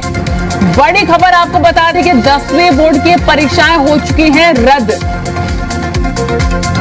कोरोना का खतरा लगातार मंडराता हुआ नजर आ रहा है और एहतियातन के तौर पर कई बड़े कदम उठाए जा रहे हैं। इस बीच एक बड़ा फैसला 12वीं बोर्ड की पर लिया गया है। 10वीं बोर्ड और 12वीं बोर्ड की परीक्षाओं को रद्द करने का कोरोना के मद्देनजर। मैं चाहूंगा ये बड़ी खबर है कि प्रधानमंत्री नरेंद्र मोदी ने एचआरडी मिनिस्टर निशंक के साथ बैठक की। कोरोना जो महामारी है इसमें किस तरह से परीक्षा होगी, क्योंकि चाहे शिक्षक हो या शिक्षार्थी हो, दोनों की जान का खतरा है। प्रधानमंत्री इसको समझे और ये रास्ता तय किया गया कि 10वीं और 12वीं की परीक्षा है उसको रद्द कर दिया जाए। निश्चित तौर पर एक कई बड़े फैसले लिए जा रहे हैं और स्टूडेंट्स के लिहाज से बहुत ज्यादा इंपॉर्टेंट भी हो जाए।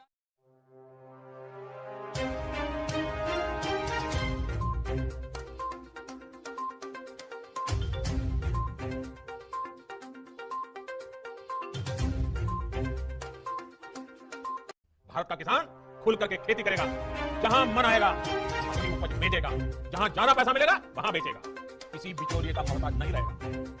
नमस्कार, जय हिंद, वंदे मातरम सभी किसान भाइयों का। जी हां सभी किसान भाइयों, आपको बता दें कि आप सभी किसान भाइयों के लिए एक बड़ी खुशखबरी निकल के आ चुकी है, क्योंकि हमारे देश के प्रधानमंत्री जी ने खुद लाइव आकर एक बड़ा ऐलान कर दिया है उन सभी किसान भाइयों के लिए। जी हां, उन सभी किसान भाई जो भी किसान भाई 8वीं किस्त का इंतजार कर रहे थे, उन सभी किसान भाइयों के लिए एक बड़ी खुशखबरी निकल के आ चुकी है, क्योंकि सभी किसान भाइयों के खाते में पीएम किसान सम्मान निधि 2,000 रुपए की राशि जाना शुरू हो चुका है।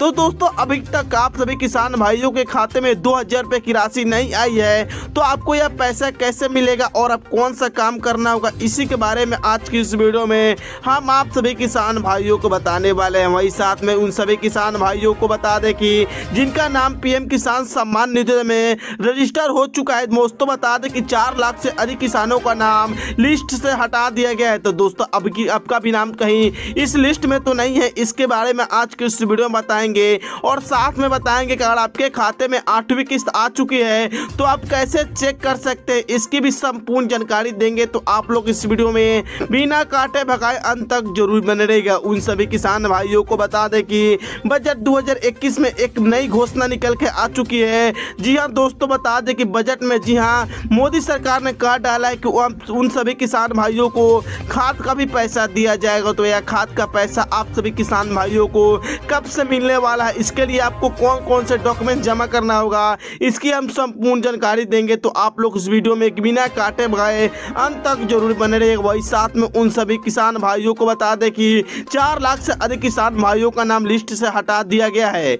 जी हाँ दोस्तों, बता दें कि मोदी सरकार ने एक बड़ी पहल चालू की है, जिसके अंतर्गत आपको बता दें कि साल में 3 बार आप सभी किसान भाइयों को 2-2 हजार रुपए की राशि आपके खाते में देती है, यानी 6,000 रुपए सालाना आप सभी किसान भाइयों को मिलता है। तो दोस्तों बता दें कि मोदी सरकार ने कहा डाला है कि जी हाँ दोस्तों, आप सभी किसान भाइयों के खाते में भेजे जाएंगे 8वीं किस्त 2,000 रुपए की राशि और साथ में खाद का भी पैसा दिया जाएगा उन सभी किसान भाइयों को लिए। तो दोस्तों आपको यह पैसा कब से मिलेगा, इसकी हम संपूर्ण जानकारी देने वाले हैं। तो आप सभी किसान भाइयों, आप हमें नीचे कमेंट करके बताएंगे कि अभी तक आप लोगों को 8वीं किस्त का पैसा मिला है कि नहीं मिला है, और साथ में जो मोदी सरकार ने 7वीं किस्त यानी 7 किस्त का पैसा उन सभी किसान भाइयों के खाते में भेज दिए। तो आप सभी किसान भाइयों को कौन सा किस्त का पैसा नहीं मिला है, आप हमें नीचे जरूर कमेंट कर दीजिएगा। वही बता दें कि मोदी सरकार की तरफ से एक बड़ी घोषणा निकल के आ चुकी है, तो इसके ही बारे में आज की इस वीडियो में हम आपको सभी किसान भाइयों को बताने वाले हैं। उससे पहले आप सभी किसान भाइयों,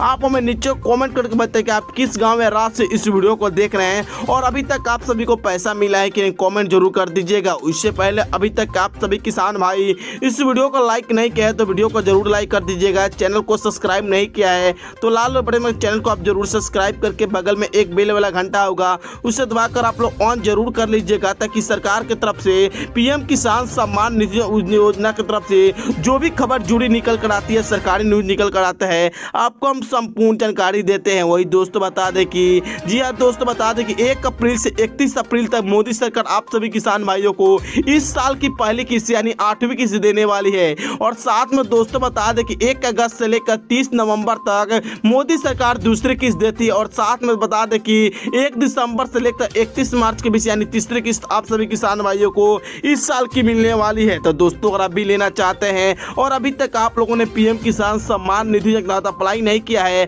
और आप अगर अपना लिस्ट में नाम चेक करना चाहते हैं कि आपका लिस्ट में नाम कटा है कि नहीं कटा है और अभी तक आप सभी को पैसा आया है कि नहीं, तो दोस्तों बता दें कि पीएम किसान सम्मान निधि योजना के आप वेबसाइट पर जाकर जी हाँ pmkisan.gov.in पर जाकर चेक कर सकते हैं कि आपके खाते में जी हाँ पैसे आए हैं कि नहीं आए हैं। तो दोस्तों वेबसाइट पर जाकर फार्मर जी हाँ कॉर्नर पर आप जाकर चेक कर सकते हैं। दोस्तों बता दें कि जी हाँ दोस्तों बता दें, अगर आपकी जमीन जी हाँ और आपका भी लिस्ट में नाम जुड़वाना चाहते हैं, मोदी सरकार की तरफ से पैसा लेना चाहते हैं, तो आप सभी किसान भाइयों बता दें कि मेरे यूट्यूब चैनल के माध्यम से 25,000 से अधिक लोग इस योजना का लाभ ले चुके हैं। तो दोस्तों अगर आप भी लेना चाहते हैं मोदी सरकार की तरफ से, तो दोस्तों अगर आपके मोबाइल में व्हाट्सएप या फेसबुक हुआ तो आप लोग इस वीडियो को शेयर कर दीजिएगा 10 लोग के पास। जैसे ही 10 लोग के पास शेयर करते मेरे कंप्यूटर सिम का जैसे आपका शुभ नाम अंकित हो जाएगा। जी हाँ नमस्कार दोस्तों, स्वागत है आपका दिन भर की बड़ी खबरों में। जी हाँ दोस्तों, बड़ी खबर है पंजाब से। पंजाब में गहराया सियासी संकट, कांग्रेस पार्टी के नेताओं के खिलाफ एक्शन से गिरे मुख्यमंत्री कैप्टन अमरिंदर सिंह। मुख्यमंत्री के खिलाफ हुई बगावत है। तो वहीं पर अगली बड़ी खबर में हम आपको बताएंगे कि कोरोना महामारी के बीच एक्शन में मोदी सरकार, ऑक्सीजन सिलेंडर की कालाबाजारी करने वालों के ऊपर एक्शन है। दिल्ली, उत्तर प्रदेश और हरियाणा समेत कई जगह ताबड़तोड़ गिरफ्तारियां। तो वहीं पर अगली बड़ी खबर में हम आपको बताएंगे कि टोल किट मामला भारतीय जनता पार्टी को पड़ा भारी। टोल किट केस में संबित पात्रा व भारतीय जनता पार्टी के उपाध्यक्ष रमन सिंह के खिलाफ छत्तीसगढ़ में दर्ज हुआ मुकदमा। एनएसयूआई ने की थी शिकायत। तो वहीं पर अगली बड़ी खबर में हम आपको बताएंगे कि कांग्रेस पार्टी के नेताओं ने टोल किट मामले में लताड़ा स्मृति ईरानी को। कांग्रेस पार्टी के नेता ने स्मृति ईरानी को बताया स्टूपिड आंटी। स्मृति ईरानी ने राहुल गांधी से कहा कि इन्हें कुछ सिखाओ ताकि कांग्रेस पार्टी प्रगति कर पाए। तो वहीं पर अगली बड़ी खबर में हम आपको बताएंगे बताएंगे कि बिहार सरकार की कोरोना प्रबंधन की खुली पहल है। कोरोना संकट नहीं मिली ऑक्सीजन, उत्तर दरभंगा के अस्पताल में तड़प तड़प कर महिला ने तोड़ा दम। वीडियो सोशल मीडिया के ऊपर हुआ वायरल। बिहार की भाजपा गठबंधन सरकार की खुली पहल है। तो वहीं पर अगली बड़ी खबर में हम आपको बताएंगे कि भारतीय जनता पार्टी के राज्यसभा सांसद व बिहार के पूर्व उप मुख्यमंत्री सुशील मोदी ने याद दिलाई लालू यादव की बेटी मीसा भारती को MBBS की डिग्री।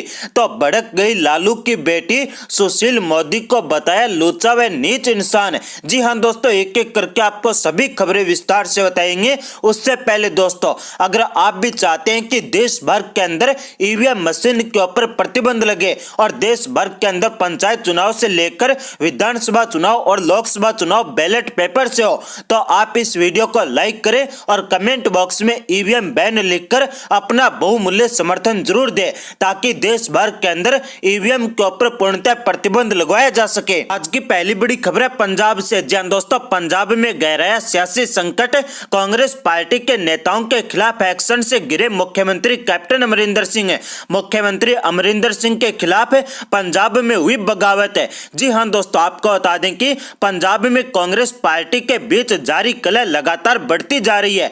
चंडीगढ़ में पंजाब के कैबिनेट मंत्री चरणजीत सिंह चन्नी के आवास पर 5 मंत्रियों व 7 विधायकों और एक राज्यसभा सांसद प्रताप सिंह बाजवा ने एक सीक्रेट मीटिंग की है। इस दौरान पूरी स्थिति को लेकर चर्चा की गई है कि पंजाब में मुख्यमंत्री कैप्टन अमरिंदर सिंह को कैसे हटाया जाए। इस मीटिंग को गुप्त रखने की कोशिश की गई, लेकिन मीडिया को जानकारी मिल गई कि पंजाब कांग्रेस पार्टी के नेताओं के नाराजगी के चलते एक गुप्त मीटिंग चल रही है और जिसके अंदर यह डिस्कस किया जा रहा है कि पंजाब के मुख्यमंत्री को कैसे हटाया जाए। आपको बता दें दोस्तों कि चरणजीत सिंह चन्नी वही मंत्री है जिसके ऊपर 2 साल पहले एक IAS अफसर ने मीटू के आरोप लगाए थे और किसी तरह से चन्नी अपनी कुर्सी बचा सके थे, परंतु हाल ही के अंदर पंजाब महिला आयोग ने इस पूरे मामले को फिर से खोलने की तैयारी कर ली है। 2 साल पुराने मामले को लेकर पंजाब के मुख्यमंत्री कैप्टन अमरिंदर सिंह और उनकी सरकार से जवाब तलब किया है। इसी वजह से माना जा रहा है कि कैबिनेट मंत्री चरणजीत सिंह चन्नी के घर पर यह मीटिंग हुई और इस दौरान इस मीटिंग के अंदर पंजाब कांग्रेस पार्टी के कई विधायक और एक राज्यसभा सांसद शामिल हुए थे। आपको बता दें दोस्तों कि पंजाब कांग्रेस पार्टी 4 भागों के अंदर विभाजित हो गई है। एक भाग पंजाब के मुख्यमंत्री कैप्टन अमरिंदर सिंह का है, दूसरा धड़ा कॉमेडियन नवजोत सिंह सिद्धू का है, तीसरा धड़ा राज्यसभा सांसद प्रताप सिंह बाजवा का है और चौथा धड़ा पंजाब सरकार के कैबिनेट मंत्री चरणजीत सिंह चन्नी का है। और ये चारों धड़े अलग अलग दिशाओं के अंदर चल रहे हैं। अब देखना होगा कि क्या केंद्रीय नेतृत्व पंजाब के अंदर कांग्रेस पार्टी की सरकार को बचा पाएगा। आज की अगली बड़ी खबर है टूल किट मामले को लेकर। जी हां दोस्तों, टूल किट मामला भारतीय जनता पार्टी को पड़ा भारी। टूल किट केस में भाजपा के प्रवक्ता संबित पात्रा व भाजपा के राष्ट्रीय उपाध्यक्ष रमन सिंह के खिलाफ दर्ज हुआ मुकदमा। NSUI ने छत्तीसगढ़ में की थी शिकायत। जी हां दोस्तों, आपको बता दें कि टूल किट मामले में भारतीय जनता पार्टी के आरोपों पर पलटवार करते हुए कांग्रेस पार्टी ने छत्तीसगढ़ के पूर्व मुख्यमंत्री रमन सिंह और भाजपा के राष्ट्रीय प्रवक्ता संबित पात्रा के खिलाफ FIR दर्ज कराई है। यह FIR रायपुर के सिविल पुलिस थाने के अंदर छत्तीसगढ़ में NSUI के प्रदेश अध्यक्ष आकाश शर्मा ने कराई है। दरअसल कोरोना संकट के बीच राजनीतिक दलों में जुबानी जंग छिड़ी हुई है। भाजपा की ओर से प्रवक्ता संबित पात्रा ने कांग्रेस पार्टी के ऊपर आरोप लगाया है कि उनकी एक टूल किट के जरिए इस संकट के वक्त में प्रधानमंत्री नरेंद्र मोदी को बदनाम करने की साजिश चल रही है। कांग्रेस पार्टी ने इन आरोपों को झूठा करार दिया और संबित पात्रा के ऊपर FIR दर्ज करा दी है।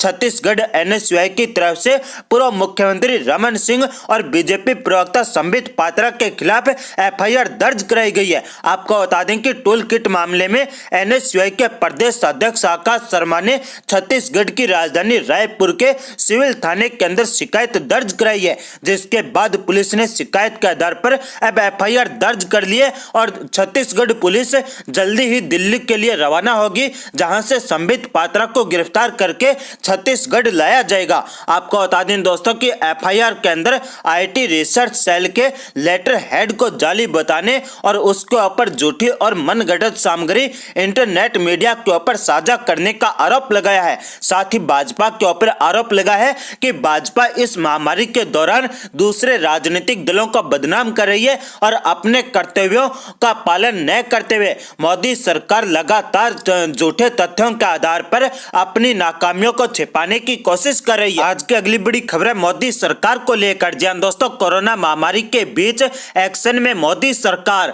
ऑक्सीजन सिलेंडर की कालाबाजारी करने वालों के ऊपर एक्शन। दिल्ली, यूपी और हरियाणा में ताबड़तोड़ गिरफ्तारियां।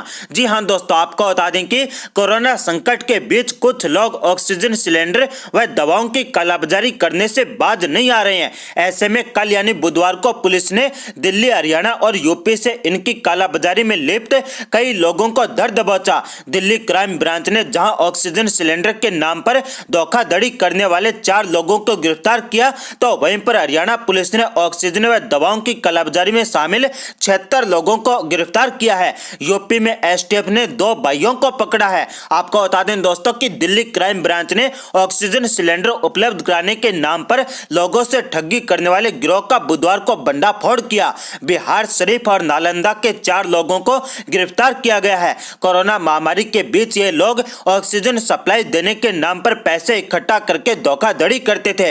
इनके पास से बैंक अकाउंट, एटीएम कार्ड और नकदी बरामद की गई है। अकाउंट से करीब 1 करोड़ का लेन देन हुआ है। हालांकि अब पुलिस ने उसे सीज कर दिया है और इन लोगों की सभी संपत्ति को जब्त किया जाएगा। ऑक्सीजन सिलेंडर के नाम पर ठगी करने वाले लोग छोटे चौधरी गैंग गिरोह के लोग हैं। आपको बता दें दोस्तों कि बिहार के नालंदा से इस गैंग के 4 सदस्य गिरफ्तार किए गए हैं। दिल्ली के कई व्यक्तियों सहित पूरे भारत के अंदर कई लोगों को इन्होंने ऑक्सीजन सिलेंडर उपलब्ध कराने के बहाने ठगी की है। इनके पास से 21 मोबाइल फोन, 22 सिम कार्ड जब्त किए गए। Laptop, Aadhaar card, voter ID card, bank account का भी पता चला है और पुलिस ने इनके बैंक अकाउंट को सीज कर लिया है और इनके ऊपर हत्या का मुकदमा दर्ज किया गया। आपको बता दें दोस्तों कि साथ ही पुलिस ने तैयारी कर ली है कि इनके ऊपर राष्ट्रद्रोह और एनएसए का भी मुकदमा दर्ज किया जाएगा। आज की अगली बड़ी खबर है बिहार से। जी दोस्तों, भाजपा के पूर्व उप मुख्यमंत्री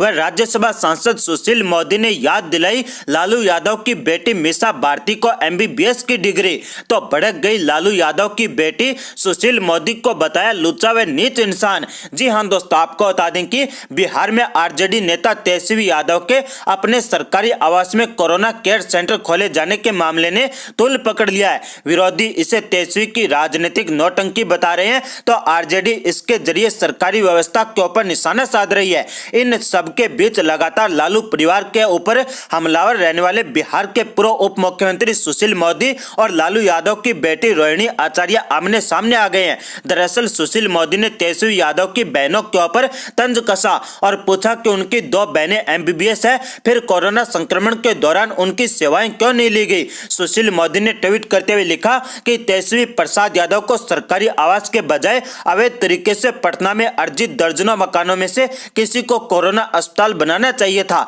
जहां गरीबों का मुफ्त में इलाज होता।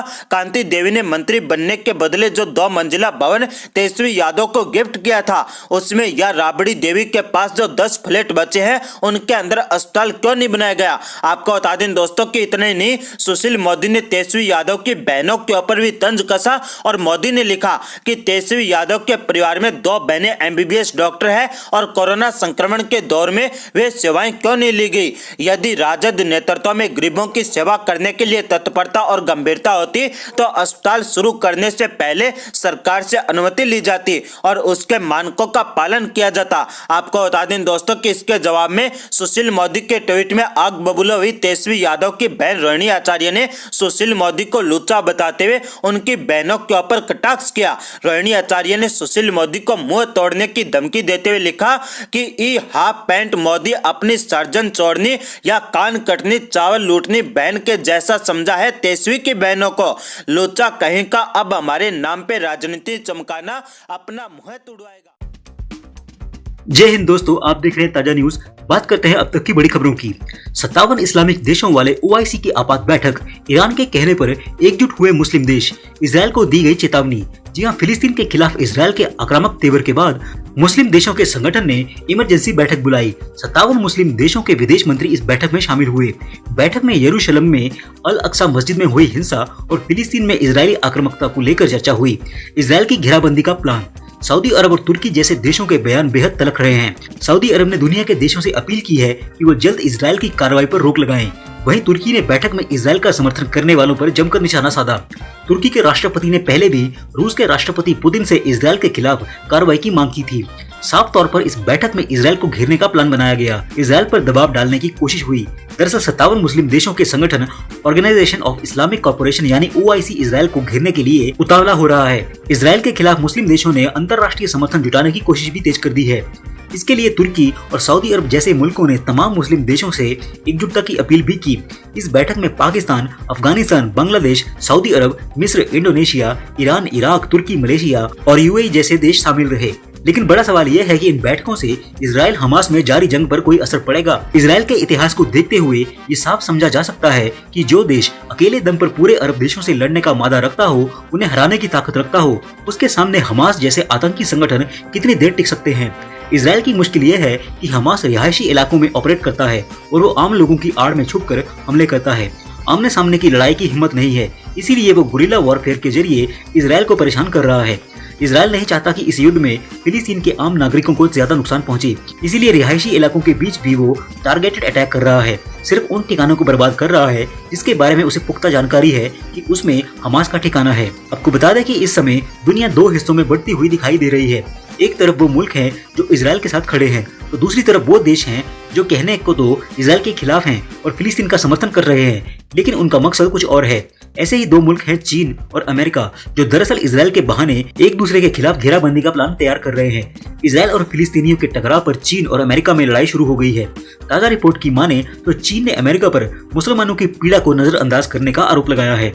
चीन के विदेश मंत्रालय की प्रवक्ता ने बोला है कि अमेरिका ने संयुक्त राष्ट्र सुरक्षा परिषद में इजरायल और फिलिस्तीन के युद्ध पर होने वाली चर्चा में अड़चन पैदा की, जबकि वो खुद को मुस्लिमों का शुभ चिंतक होने का दावा करता रहता है। अमेरिका संयुक्त राष्ट्र में इजरायल के लिए कूटनीतिक ढाल बनकर सामने आ गया है और अमेरिका ने इजरायल द्वारा फिलिस्तीन पर हवाई हमलों को सही बताया है और जो बैठक 14 मई शुक्रवार को होनी थी उसे अमेरिका ने जानबूझकर टाल दिया है। जाहिर है कि जंग भले ही इजरायल और फिलिस्तीन के बीच छिड़ी हो, लेकिन इस जंग के बहाने एक बार फिर शीत युद्ध चीन और अमेरिका के बीच छिड़ चुका है। जैसे कि इजरायल और हमास की लड़ाई में पूरी दुनिया दो हिस्सों में बंट गई है, इससे तीसरे विश्व युद्ध जैसे हालात बनते नजर आ रहे हैं। इजरायल ने साफ कर दिया है कि वो इस लड़ाई को अंजाम तक पहुंचाकर ही दम लेगा और फिलिस्तीन हमास को इस दुनिया से ही मिटा देगा, जिन्होंने इजरायल पर 3000 से भी ज्यादा रॉकेट मारे हैं। जिहादी आतंकी संगठन से किसी समझौते की गुंजाइश नहीं है। बीते करीब हफ्ते भर से इजरायल और हमास के बीच जंग चल रही है। हमास की इतनी ताकत नहीं है कि वो इस जंग को लंबे समय तक खींच सके। इजरायल की ताकत के आगे हमास अपने बूते तो नहीं टिक सकता, इसीलिए फिलिस्तीन और आतंकी हमास को हमारे पड़ोसी मुस्लिम देश हथियार और रॉकेट दे रहे हैं। इसीलिए फिलिस्तीन इजरायल पर लगातार रॉकेट से हमले करने में लगा हुआ है।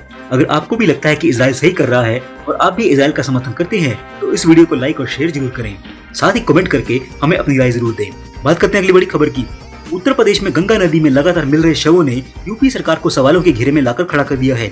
ऐसे में सरकार ने एक बड़ा फैसला लिया है। यूपी सरकार अब देश के निराश्रित और अति निर्धनों को शव की अंत्येष्टि के लिए 5000 रुपए की आर्थिक मदद देगी। सरकार ने यह फैसला नदियों में मिल रहे शवों के बाद लिया है। अगर कोई व्यक्ति अंतिम संस्कार करने में सक्षम नहीं है तो ग्राम प्रधान फौरन 5000 रुपए की पीड़ित परिवार को मदद करेगा। अगर किसी का शव नदियों में प्रवाहित किया गया तो उसकी जिम्मेदारी ग्राम प्रधान की होगी। प्रदेश में कोरोना के केसों में कमी आने लगी है। पूरे राज्य में लॉकडाउन लगने के बाद से ही ऐसा देखने को मिला है। रविवार को जारी स्वास्थ्य विभाग के आंकड़ों के मुताबिक 24 घंटे में कोरोना के पूरे राज्य में 10,682 नए केस मिले हैं। वहीं 311 संक्रमितों की मौत हो गई है। इसी के साथ ही राज्य में कोरोना से ठीक होने वालों के केसों की संख्या में भी बढ़ोतरी देखी जा रही है। एक दिन में 24,837 मरीज ठीक होकर घर लौट गए हैं। प्रदेश में अब 1,63,000 एक्टिव केस हैं। बात करते हैं अगली बड़ी खबर की। बॉलीवुड एक्टर शत्रुघ्न सिन्हा ने दिल्ली के मुख्यमंत्री अरविंद केजरीवाल को लेकर एक ट्वीट किया है। इस ट्वीट में उन्होंने अरविंद केजरीवाल पर तंज कसा है। उन्होंने लोगों से गुजारिश की है कि वो इसे सिर्फ मजाक के तौर पर लें। इसके बावजूद शत्रुघ्न सिन्हा का ट्वीट सोशल मीडिया पर वायरल हो गया है।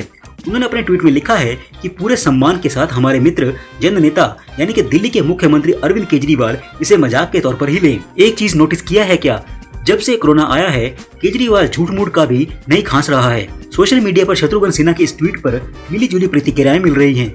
कुछ लोग इस ट्वीट पर मजाक कर रहे हैं तो कुछ शत्रुघ्न सिन्हा को जमकर खरी खोटी सुना रहे हैं। बात करते हैं अगली बड़ी खबर की। दासना देवी मंदिर के महंत यति नरसिंहानंद सरस्वती को लेकर एक बड़ा खुलासा हुआ है। बताया जा रहा है कि जैश ए मोहम्मद का आतंकी उनकी हत्या की साजिश रच रहा था। जानकारी के मुताबिक लखनऊ के कमलेश तिवारी हत्याकांड स्टाइल में कश्मीर के रहने वाले एक मुसलमान शख्स को भगवा चोला पहनाकर गाजियाबाद में हिंदुओं की आखिरी उम्मीद महंत यति नरसिंहानंद सरस्वती को मारकर इस हत्याकांड को अंजाम देना था। दिल्ली पुलिस की स्पेशल सेल ने खुफिया एजेंसियों के साथ मिलकर ऑपरेशन के दौरान जम्मू कश्मीर के पुलवामा के रहने वाले एक शख्स को दिल्ली से गिरफ्तार किया है। खुफिया एजेंसी के मुताबिक कश्मीर का रहने वाला मुसलमान आरोपी जॉन मोहम्मद डार उर्फ जहांगीर धोखा देकर एक साधु की वेशभूषा में स्वामी यति नरसिंहानंद सरस्वती को मारने वाला था। गिरफ्तार आरोपी को पाकिस्तान आधारित जैश ए मोहम्मद के आतंकी ने टारगेट किलिंग का आदेश दिया था। गिरफ्तार आरोपी और कश्मीर के रहने वाले मुसलमान आरोपी मुसलमान जॉन मोहम्मद डार उर्फ जहांगीर के पास से पिस्टल, 2 मैगजीन, 15 कारतूस, हिंदुओं का भगवा रंग का कुर्ता, कलावा, पूजा में इस्तेमाल होने वाला टीका और साधुओं के पहनने वाले कपड़े और सामान बरामद किए गए हैं। ठीक ऐसे ही ये लोग झूठे हिंदू बनकर कलावा पहनकर टीका लगाकर हिंदू लड़कियों को जाल में फंसाकर लव जिहाद भी करते हैं। यति नरसिंहानंद की हत्या के लिए जम्मू कश्मीर से दिल्ली आया शख्स 2016 में स्टोन पेल्टिंग के आरोप में अनंतनाग में गिरफ्तार भी हो चुका है। आतंकी बुरहान वानी के एनकाउंटर के बाद सेना के जवानों पर स्टोन पेल्टिंग के आरोप में भी यह पकड़ा गया था। आरोपी ने पूछताछ में खुलासा किया है कि जम्मू कश्मीर में पाकिस्तान बेस्ड जैश ए मोहम्मद के आतंकी आबिद से उसकी मुलाकात हुई थी। जैश के आतंकी आबिद ने ही स्वामी यति नरसिंहानंद को साधु की वेशभूषा में हत्याकांड को अंजाम देने का टास्क दिया था। पाकिस्तान बेस्ड जैश ए आतंकी ने जॉन मोहम्मद डार को कश्मीर में पिस्टल चलाने की ट्रेनिंग दी थी। उसके बाद दिल्ली भेजा था, जहां उमर नाम के शख्स ने आरोपी को हथियार मुहैया करवाया था ताकि वे महंत यति नरसिंहानंद सरस्वती की हत्या कर सके। इससे सभी हिंदुओं को ये सबक लेना चाहिए कि हिंदुओं के दुश्मन उनकी वेशभूषा में भगवा पहनकर भी आपके ऊपर जानलेवा हमला कर सकते हैं। इसीलिए हर समय सतर्क रहिए। बात करते हैं अगली बड़ी खबर की। कांग्रेस नेता अधीर रंजन चौधरी ने एक बार फिर से कोरोना पर चिट्ठी लिखी है। इस बार अधीर रंजन ने प्रधानमंत्री मोदी को चिट्ठी लिखी है और गरीबों की आर्थिक सहायता की मांग की है। कांग्रेस पार्टी के नेता अधीर रंजन चौधरी ने पीएम मोदी को चिट्ठी लिखकर मांग की है कि लॉकडाउन वाले राज्यों में गरीबों और बेरोजगारों को 6,000 रुपए प्रति माह दिए जाएं। इसके साथ ही अधीर रंजन ने जरूरतमंदों के लिए मुफ्त खाने की व्यवस्था करने की भी मांग की है। कांग्रेस के अधीर रंजन चौधरी ने चिट्ठी में लिखा है कि कोरोना महामारी के कारण जिन राज्यों में लॉकडाउन लागू किया गया है वहाँ गरीब मजदूर के सामने रोजगार का संकट खड़ा हो गया है। इस कारण ऐसे लोगों के लिए अपना घर चलाना मुश्किल हो गया है। इसीलिए गरीब लोगों को मुफ्त राशन उपलब्ध करवाना चाहिए और बेरोजगारों को हर महीने 6,000 रुपए की आर्थिक मदद करनी चाहिए। बात करते हैं अगली बड़ी खबर की। सलमान खान ने फैंस को दी धमकी और बोला कि पायरेसी के जरिए ना देखें मेरी फिल्म राधे, साइबर सेल उन्हें डालेगी जेल में। जी हां, बॉलीवुड के मुसलमान एक्टर सलमान खान की film Radhe your most wanted भाई ईद के मौके पर रिलीज हो चुकी है। इंडिया में इस फिल्म को कुछ थिएटर्स को छोड़कर बाकी ऑनलाइन प्लेटफॉर्म पर 249 रुपए की कीमत देकर देखा जा सकता है। लेकिन बाकी दूसरी फिल्मों की तरह सलमान खान की ये फिल्म भी रिलीज होते ही पायरेसी का शिकार हो चुकी है। लोग इसका HD वर्जन डाउनलोड करके फिल्म को देख रहे हैं। ऐसे में अब सलमान खान ने सोशल मीडिया के जरिए फैंस से अपील की है कि वो पायरेटेड कॉपी ना देखें, इससे उनके खिलाफ एक्शन लिया जा सकता है। सलमान खान ने ट्विटर पर ट्वीट करते लोगों को धमकाया है कि हमने आपको अपनी फिल्म एक किफायती दाम 250 रुपए में पर व्यू के हिसाब से देखने के लिए मौजूद करवाई है। इससे उलट पायरेटेड साइट से राधे को देखना एक गंभीर अपराध है। साइबर सेल इन सभी पायरेटेड साइट्स के खिलाफ एक्शन लेगा। कृपया आप लोग पायरेसी का भाग ना बने, वरना साइबर सेल राधे फिल्म को वेबसाइट पर देखने के लिए आपके खिलाफ भी एक्शन ले सकता है। आपको बता दें कि सलमान खान की फिल्म राधे को मिक्स रिव्यू मिला है, जबकि IMDb पर फिल्म राधे को 10 में से महज 2 स्टार की रेटिंग मिली है। ऊपर से उनकी फिल्म के नाम में भी जानबूझकर हिंदू नाम राधे भी रखा हुआ है, जिससे सभी हिंदू इस फिल्म का ट्विटर पर बहिष्कार कर रहे हैं। ब्यूरो रिपोर्ट, ताजा न्यूज। जय हिंद, जय भारत।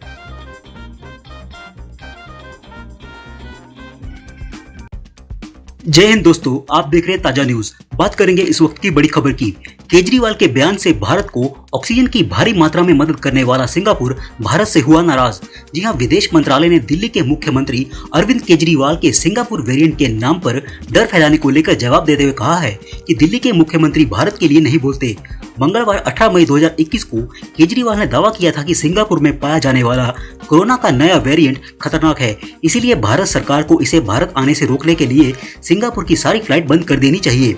इसके बाद विदेश मंत्रालय के आधिकारिक प्रवक्ता ने बताया कि सिंगापुर सरकार ने भारतीय उच्चायोग को केजरीवाल सरकार के बयान पर कड़ी आपत्ति जताने के लिए कॉल किया था। केजरीवाल के गलत बयान के कारण विदेश मंत्री एस जयशंकर को भी इस संबंध में ट्विटर पर स्पष्टीकरण देना पड़ा।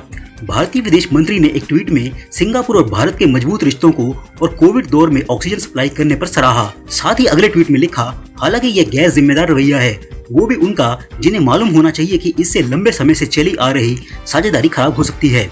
इसीलिए मैं साफ कर देना चाहता हूँ कि दिल्ली के मुख्यमंत्री भारत के लिए नहीं बोलते। इससे पहले सिंगापुर के स्वास्थ्य मंत्रालय ने अरविंद केजरीवाल के दावों को खारिज किया था। वहीं सिंगापुर के विदेश मंत्री विवियन बालकृष्णन ने दिल्ली सीएम को तथ्यों के आधार पर बोलने की सलाह दी और उन्होंने आगे कहा था कि सिंगापुर वेरिएंट जैसा कुछ नहीं है। उन्होंने एस जयशंकर का बयान देखकर उन्हें धन्यवाद भी कहा। वहीं अरविंद केजरीवाल के बयान को लेकर सिंगापुर दूतावास के बाहर भी विरोध हो रहा है। भाजपा का कहना है कि ये केजरीवाल का पैटर्न हो गया है, वे पैनिक क्रिएट करते हैं, वो भी बिन वैज्ञानिक तथ्यों के, वे बोलते हैं और भाग लेते हैं। इस पूरे प्रकरण के बाद चारों तरफ से आलोचना झेल रहे दिल्ली के सीएम का पक्ष रखने के लिए आज दिल्ली के डिप्टी सीएम मनीष सिसोदिया ने प्रेस कॉन्फ्रेंस की। मनीष सिसोदिया ने कहा कि इस मामले में देखें तो आज भाजपा ने इस पर बहुत घटिया राजनीति की है। मोटे तौर पर देखें तो केजरीवाल ने सिंगापुर में जो स्ट्रेन है उस पर बोला और दूसरे बच्चों के बारे में बोला। आज भाजपा की और केंद्र सरकार की जिस तरह की प्रतिक्रिया आई है उससे साफ है कि केजरीवाल को तो बच्चों की चिंता है, लेकिन केंद्र और भाजपा को सिंगापुर की चिंता है। बच्चों की वैक्सीन नहीं लाएंगे, सिंगापुर की चिंता करेंगे। सिसोदिया ने कहा कि लंदन में भी एक स्ट्रेन आया था जिसके बारे में काफी लोगों ने अलर्ट किया था। वैज्ञानिकों ने और डॉक्टरों ने अलर्ट किया था कि लंदन के स्ट्रेन से पूरी दुनिया को अलर्ट रहने की जरूरत है। लंदन में आए उस स्ट्रेन को लेकर सरकार नहीं चेती। लंदन में आए उस स्ट्रेन और भारत सरकार की लापरवाही के कारण ही आज देखिए पूरे देश की क्या हालत है। सिसोदिया ने आगे बोला कि आज पूरा देश उसका खामियाजा भुगत रहा है। वो अलर्ट ये समझाने के लिए था कि हम कुछ करें, लेकिन आज हजारों लोगों की जान चली गई और कोई परिवार ऐसा नहीं बचा जिसे घर में कोविड ना हुआ हो। सिसोदिया ने दावा किया कि आज फिर सारी दुनिया में देश के डॉक्टर वार्निंग दे रहे हैं कि बच्चों को खतरा है। सुप्रीम कोर्ट भी यह बात कह रहा है, लेकिन हम आज इस बात को नहीं समझ रहे। मुद्दा सिंगापुर का नहीं है, मुद्दा हमारे बच्चों का है। आप सिंगापुर को मुद्दा बनाना चाहते हैं, हम बच्चों की चिंता कर रहे हैं। हम आपसे हाथ जोड़कर कहते हैं कि बच्चों की चिंता करिए। हर वैज्ञानिक से लेकर सुप्रीम कोर्ट तक यह बात कह रहे हैं कि अगले स्ट्रेन में बच्चों को खतरा है, तो आप उसकी चिंता करिए, उस पर तत्परता दिखाइए।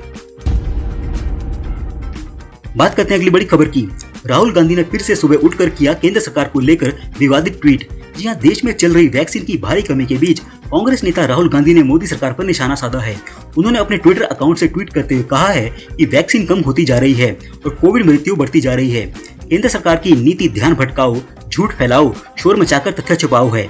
केंद्र सरकार ने वैक्सीनेशन अभियान को आगे बढ़ाते हुए 1 मई से 18 मई से ज्यादा उम्र के सभी नागरिकों का टीकाकरण करने का ऐलान किया था, लेकिन कई राज्यों में अभी तक वैक्सीनेशन के तीसरे चरण की शुरुआत भी नहीं हुई है। कई राज्यों में टीकाकरण अभियान धीमा पड़ा हुआ है। बात करते हैं अगली बड़ी खबर की। मोदी सरकार ने चलाया व्हाट्सएप पर हंटर। जी हां, केंद्र सरकार ने एक बार फिर से इंस्टेंट मैसेजिंग ऐप व्हाट्सएप को नोटिस भेजा है। केंद्रीय इलेक्ट्रॉनिक एवं सूचना प्रौद्योगिकी मंत्रालय ने व्हाट्सएप से एक बार फिर से कहा है कि वो अपनी नई प्राइवेसी पॉलिसी को वापस ले। इससे पहले व्हाट्सएप ने बड़ी चालाकी से अपने नए अपडेट को कुछ दिनों के लिए रोक दिया था, लेकिन अब इस महीने वो फिर से उसे वापस लेकर आया है। उसने कहा था कि वो मई 15, 2021 तक इसे रोक रहा है। अब केंद्र सरकार ने उसे भेजी गई नोटिस में कहा है कि उक्त तारीख तक प्राइवेसी पॉलिसी अपडेट को रोकने का ये अर्थ नहीं है कि वो सूचना की प्राइवेसी, डेटा की सुरक्षा और यूजर्स की पसंद नापसंद का सम्मान ना करे। इस नोटिस में भारतीय संविधान एवं नियम कानूनों का हवाला देते हुए व्हाट्सएप को ये बताया गया है कि कैसे वो उनका उल्लंघन कर रहा है। साथ ही केंद्र ने चेतावनी दी है कि भारत की संप्रभु सरकार होने के नाते वो नागरिकों के हित के लिए कोई भी संवैधानिक कदम उठा सकती है।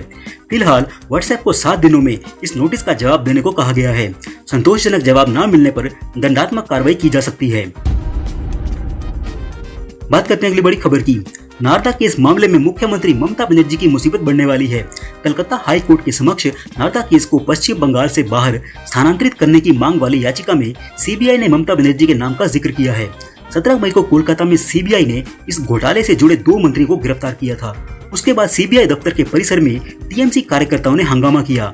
सीबीआई ने ममता बनर्जी और टीएमसी नेता कल्याण बनर्जी और मलय घटक को पक्षकार बनाया है। सीबीआई ने अपनी याचिका में सीएम ममता बनर्जी के आचरण पर भी सवाल उठाया है।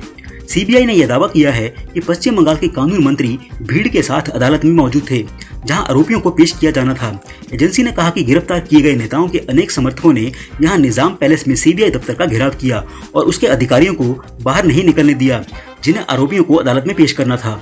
बाद में सोमवार को डिजिटल माध्यम से आरोपियों को विशेष सीबीआई अदालत में पेश किया गया था। वहीं टीएमसी ने सीबीआई के खिलाफ एफआईआर दर्ज करवाई है। साथ ही नारदा केस में गिरफ्तारियों को गैर कानूनी बताया है। बात करते हैं अगली बड़ी खबर की। मणिपुर सरकार ने राज्य में एम्बुलेंस के सायरन पर बंद करने का ऐलान किया है ताकि कोविड-19 के प्रकोप के दौरान चिंता और डर के माहौल को कम किया जा सके। राज्य के चिकित्सा निदेशालय ने एक ज्ञापन में मुख्य चिकित्सा अधिकारियों, चिकित्सा अधीक्षकों, निजी अस्पताल के कर्मियों और एम्बुलेंस संचालकों से सायरन बंद करने का अनुरोध किया है, क्योंकि इनकी आवाज से लोगों में भय पैदा हो रहा है और सामाजिक चिंता व्याप्त हो रही है। इसमें कहा गया है कि मार्गों के अवरुद्ध होने पर ही सायरन बजाए जाने चाहिए। राज्य सरकार ने कई जिलों में कर्फ्यू 28 मई तक के लिए बढ़ा दिया है। मणिपुर में मंगलवार को कोरोना वायरस के 624 नए मामले सामने आए हैं और संक्रमण के कुल मामले 40,683 पर पहुंच गए हैं। 20 संक्रमितों की मौत होने से मृतक संख्या बढ़कर 612 पर पहुंच गई है। बात करते हैं अगली बड़ी खबर की। कंगना रनौत फैंस के बीच अपने बेबाक अंदाज के लिए जानी जाती हैं। कंगना अपनी कोई भी बात रखने से कभी पीछे नहीं हटती हैं। यही कारण है कि अब वह आए दिन सोशल मीडिया पर ट्रोल होती रहती हैं। लेकिन एक्ट्रेस को ट्रोलिंग से कोई डर नहीं लगता है। हाल ही में एक्ट्रेस ने फैंस को इस बात की जानकारी दी थी कि उनकी कोरोना रिपोर्ट नेगेटिव हो गई है। लेकिन अब कंगना ने फिर से एक स्टेटमेंट जारी किया है जो सुर्खियों में आ गया है। कंगना ने 18 मई को कोरोना रिपोर्ट नेगेटिव आने की जानकारी दी थी और इंस्टाग्राम पर इससे जुड़ा एक वीडियो भी शेयर किया था, जिसके बाद कई लोगों ने एक्ट्रेस को ट्रोल करने की कोशिश की और उनसे कोरोना रिपोर्ट मांगी। उनका कहना था कि कंगना झूठ बोल रही है। इस पर कंगना ने अब सबकी बोलती बंद कर दी है। कंगना को यूजर्स जमकर ट्रोल करने की कोशिश करते रहते हैं। कंगना ने कुछ दिन पहले बताया था कि उनको कोरोना हो गया और फिर मंगलवार को एक्ट्रेस ने जानकारी दी कि वे कोरोना फ्री हो गई हैं, जिसके बाद उनको आड़े हाथों लेने की कोशिश की गई, जिसका एक्ट्रेस ने अब करारा जवाब दिया है। सभी को जवाब देते हुए अब कंगना ने अपनी रिपोर्ट का फोटो क्लिक करके इंस्टाग्राम स्टोरी पर शेयर किया है। कंगना ने अपनी स्टोरी पर रिपोर्ट शेयर की है और इसके ऊपर लिखा है कि सभी राक्षस जो मेरी रिपोर्ट मांग रहे थे, क्योंकि वे जैसे हैं उन्हें दुनिया वैसी ही दिखती है, उनके लिए ये रही रिपोर्ट। एक राम भक्त कभी झूठ नहीं बोलता। जय श्री राम। कंगना का ये पोस्ट सोशल मीडिया पर तेजी से वायरल हो रहा है। कंगना ने यह बता दिया है कि वह किसी से भी नहीं डरती हैं। बात करते हैं अगली बड़ी खबर की। राजस्थान में ब्लैक फंगस को महामारी घोषित कर दिया गया है। गहलोत सरकार ने इसका ऐलान करते हुए कहा है कि ब्लैक फंगस खतरनाक रूप लेते जा रहा है और यह कई राज्यों में तेजी से फैल रहा है, इसीलिए इस पर अधिक ध्यान देने की आवश्यकता है। आपको बता दें कि म्यूकोरमाइकोसिस या ब्लैक फंगस एक दुर्लभ फंगल इन्फेक्शन है, लेकिन यह गंभीर इन्फेक्शन है जो मोल्ड्स या फंगी के एक समूह की वजह से होता है। केंद्रीय स्वास्थ्य मंत्री डॉक्टर हर्षवर्धन सिंह ने ट्वीट करके बताया है कि आंखों में लालपन या दर्द, बुखार, खांसी, सिर दर्द, सांस में तकलीफ, साफ साफ दिखाई नहीं देना, उल्टी में खून आना या मानसिक स्थिति में बदलाव ब्लैक फंगस के लक्षण हो सकते हैं। कोरोना से ठीक होने वाले संक्रमण के दौरान मरीज ब्लैक फंगस की चपेट में आ रहे हैं। इसके चलते मरीजों की मौत तक हो रही है। एम्स दिल्ली के निदेशक डॉक्टर रणदीप गुलेरिया ने कहा है कि आमतौर पर 5 से 10 दिन तक ही स्टेरॉइड की जरूरत पड़ती है। इससे ज्यादा दिनों तक मरीज को यह दवाएं दी जाएं तो ब्लैक फंगस की आशंका काफी बढ़ जाती है। स्टेरॉइड दे रहे हैं तो मरीज की पूरी निगरानी करना भी स्वास्थ्य कर्मचारियों की जिम्मेदारी है। ब्लैक फंगस से बचने के लिए मरीज की निगरानी बहुत जरूरी है। गौरतलब है कि कोरोना की दूसरी लहर के बीच ब्लैक फंगस के मामले बढ़े हैं। महाराष्ट्र, गुजरात, राजस्थान, मध्य प्रदेश, झारखंड, दिल्ली और कर्नाटक के अलावा अन्य कुछ राज्यों में भी मामले तेजी से बढ़ रहे हैं। वहीं हरियाणा सरकार ने ब्लैक फंगस को नोटिफाइड डिजीज यानी कि अधिसूचित रोग घोषित कर दिया है। ब्यूरो रिपोर्ट, ताजा न्यूज। जय हिंद, जय भारत।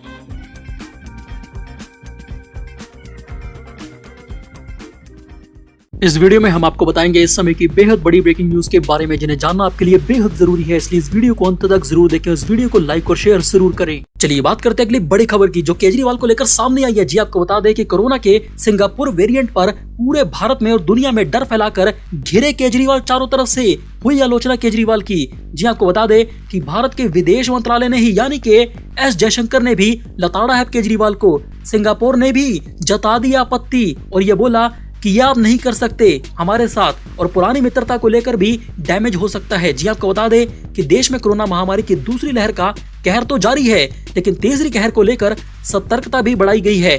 इसी के बीच बीते दिनों दिल्ली के मुख्यमंत्री अरविंद केजरीवाल ने कोरोना के सिंगापुर स्ट्रेन को लेकर चेताया था और ये बोला कि भारत सरकार से एक्शन की अपील की थी। पहले भारत सरकार ने अरविंद केजरीवाल के आरोपों का जवाब दिया, लेकिन अब भारत के लिए शर्मनाक बात तो ये है कि सिंगापुर की सरकार ने भी इस पर कड़ी आपत्ति जताते हुए जवाब दे दिया है। यानी कि केजरीवाल ने भारत सरकार की इमेज सिंगापुर के सामने छोटी कर दी है। साथ ही भारतीय उच्चायुक्त को तलब करके अपनी नाराजगी जताई है। आपको बता दें कि दिल्ली के मुख्यमंत्री अरविंद केजरीवाल ने ट्वीट में आशंका जताई कि वायरस का ये नया स्वरूप तीसरी लहर के रूप में भारत में दस्तक दे सकता है। उन्होंने हिंदी में ट्वीट किया, सिंगापुर में आया कोरोना वायरस का खतरनाक नया वेरिएंट बच्चों के लिए बेहद खतरनाक बताया जा रहा है। भारत में ये तीसरी लहर के रूप में आ सकता है। वहीं केंद्र की मोदी सरकार से मेरी अपील है कि सिंगापुर के साथ सभी हवाई सेवाएं तत्काल प्रभाव से अभी के अभी मोदी सरकार रद्द करे और बच्चों के लिए भी टीके के विकल्पों पर प्राथमिकता के आधार पर काम करे। वहीं सिंगापुर के बाद अब केंद्र की मोदी सरकार ने भी केजरीवाल को करारा जवाब दिया है। जी आपको बता दें कि विमानन मंत्री हरदीप सिंह पुरी ने यह बोला कि सिंगापुर की स्थिति पर केंद्र की मोदी सरकार की नजर है और सभी एहतियात बढ़ती जा रही है। इतना ही नहीं, बीजेपी ने केजरीवाल को तो यहाँ तक बोल दिया कि भारत की सभी इंटरनेशनल फ्लाइट्स मार्च 2020 से ही बंद है, 20 से, और सिंगापुर के साथ हमारा एयर बबल भी नहीं है। उन्होंने ये बोला कि वंदे भारत मिशन के तहत दोनों देशों के बीच कुछ उड़ानें तो जारी हैं ताकि वहां फंसे भारतीयों को वापस यहां पर अपने देश में लाया जा सके, लेकिन हम पहले से ही, तुम्हारे बोलने से पहले से ही सिंगापुर के साथ कोई भी उड़ानें नहीं चला रही हैं। भारत में मौजूद सिंगापुर के दूतावास ने मुख्यमंत्री केजरीवाल के इस ट्वीट का जवाब दिया है। इसमें यह बोला गया है कि सिंगापुर में कोरोना के नए स्ट्रेन पाए जाने की बात में कोई सच्चाई नहीं है। केजरीवाल ये गलत बोल रही हैं कि सिंगापुर का वेरिएंट है। टेस्टिंग के आधार पर यह पता चला है, सिंगापुर ने बोला कि सिंगापुर में कोरोना का B16172 का वेरिएंट मिला है जो भारत में ही पैदा हुआ है। इसमें बच्चों से जुड़े कुछ मामले भी शामिल हैं। वहीं सिंगापुर के स्वास्थ्य मंत्रालय यानी कि हेल्थ मिनिस्ट्री ने यह बयान जारी करके दिल्ली के मुख्यमंत्री अरविंद केजरीवाल के दावे का खंडन किया और भारत के लिए एक शर्मनाक बात कही है। आपको बता दें कि दिल्ली के मुख्यमंत्री अरविंद केजरीवाल के बयान पर अब तो बवाल ही हो चुका है। जी आपको बता दें कि केजरीवाल के बयान से भड़की सिंगापुर की सरकार ने भारतीय उच्चायुक्त को तलब कर दिया है। जी हाँ, यानी कि भारत के सिंगापुर के साथ संबंधों पर असर भी पड़ सकता है। जी आपको बता दें कि केजरीवाल के बयान से भड़की सिंगापुर सरकार ने अब एक बयान भी जारी किया है और ये बोला, जी आपको बता दें कि सिंगापुर के विदेश मंत्री ने भी इस मसले पर दिल्ली के मुख्यमंत्री अरविंद केजरीवाल को जवाब दिया है। उन्होंने ये बोला कि राजनेताओं को तथ्यों पर बात करनी चाहिए। उन्होंने ये बोला कि कोरोना का कोई सिंगापुर वेरिएंट नहीं है, केजरीवाल झूठ बोल रहे हैं। दूसरी ओर भारत की केंद्र सरकार यानी कि मोदी सरकार ने भी इस मामले पर अब जवाब दिया है। दिल्ली के मुख्यमंत्री के पास कोरोना वायरस के वेरिएंट या फिर विमानन पॉलिसी पर बोलने का अधिकार नहीं है सिंगापुर को। जी आपको बता दें कि भारत के विदेश मंत्री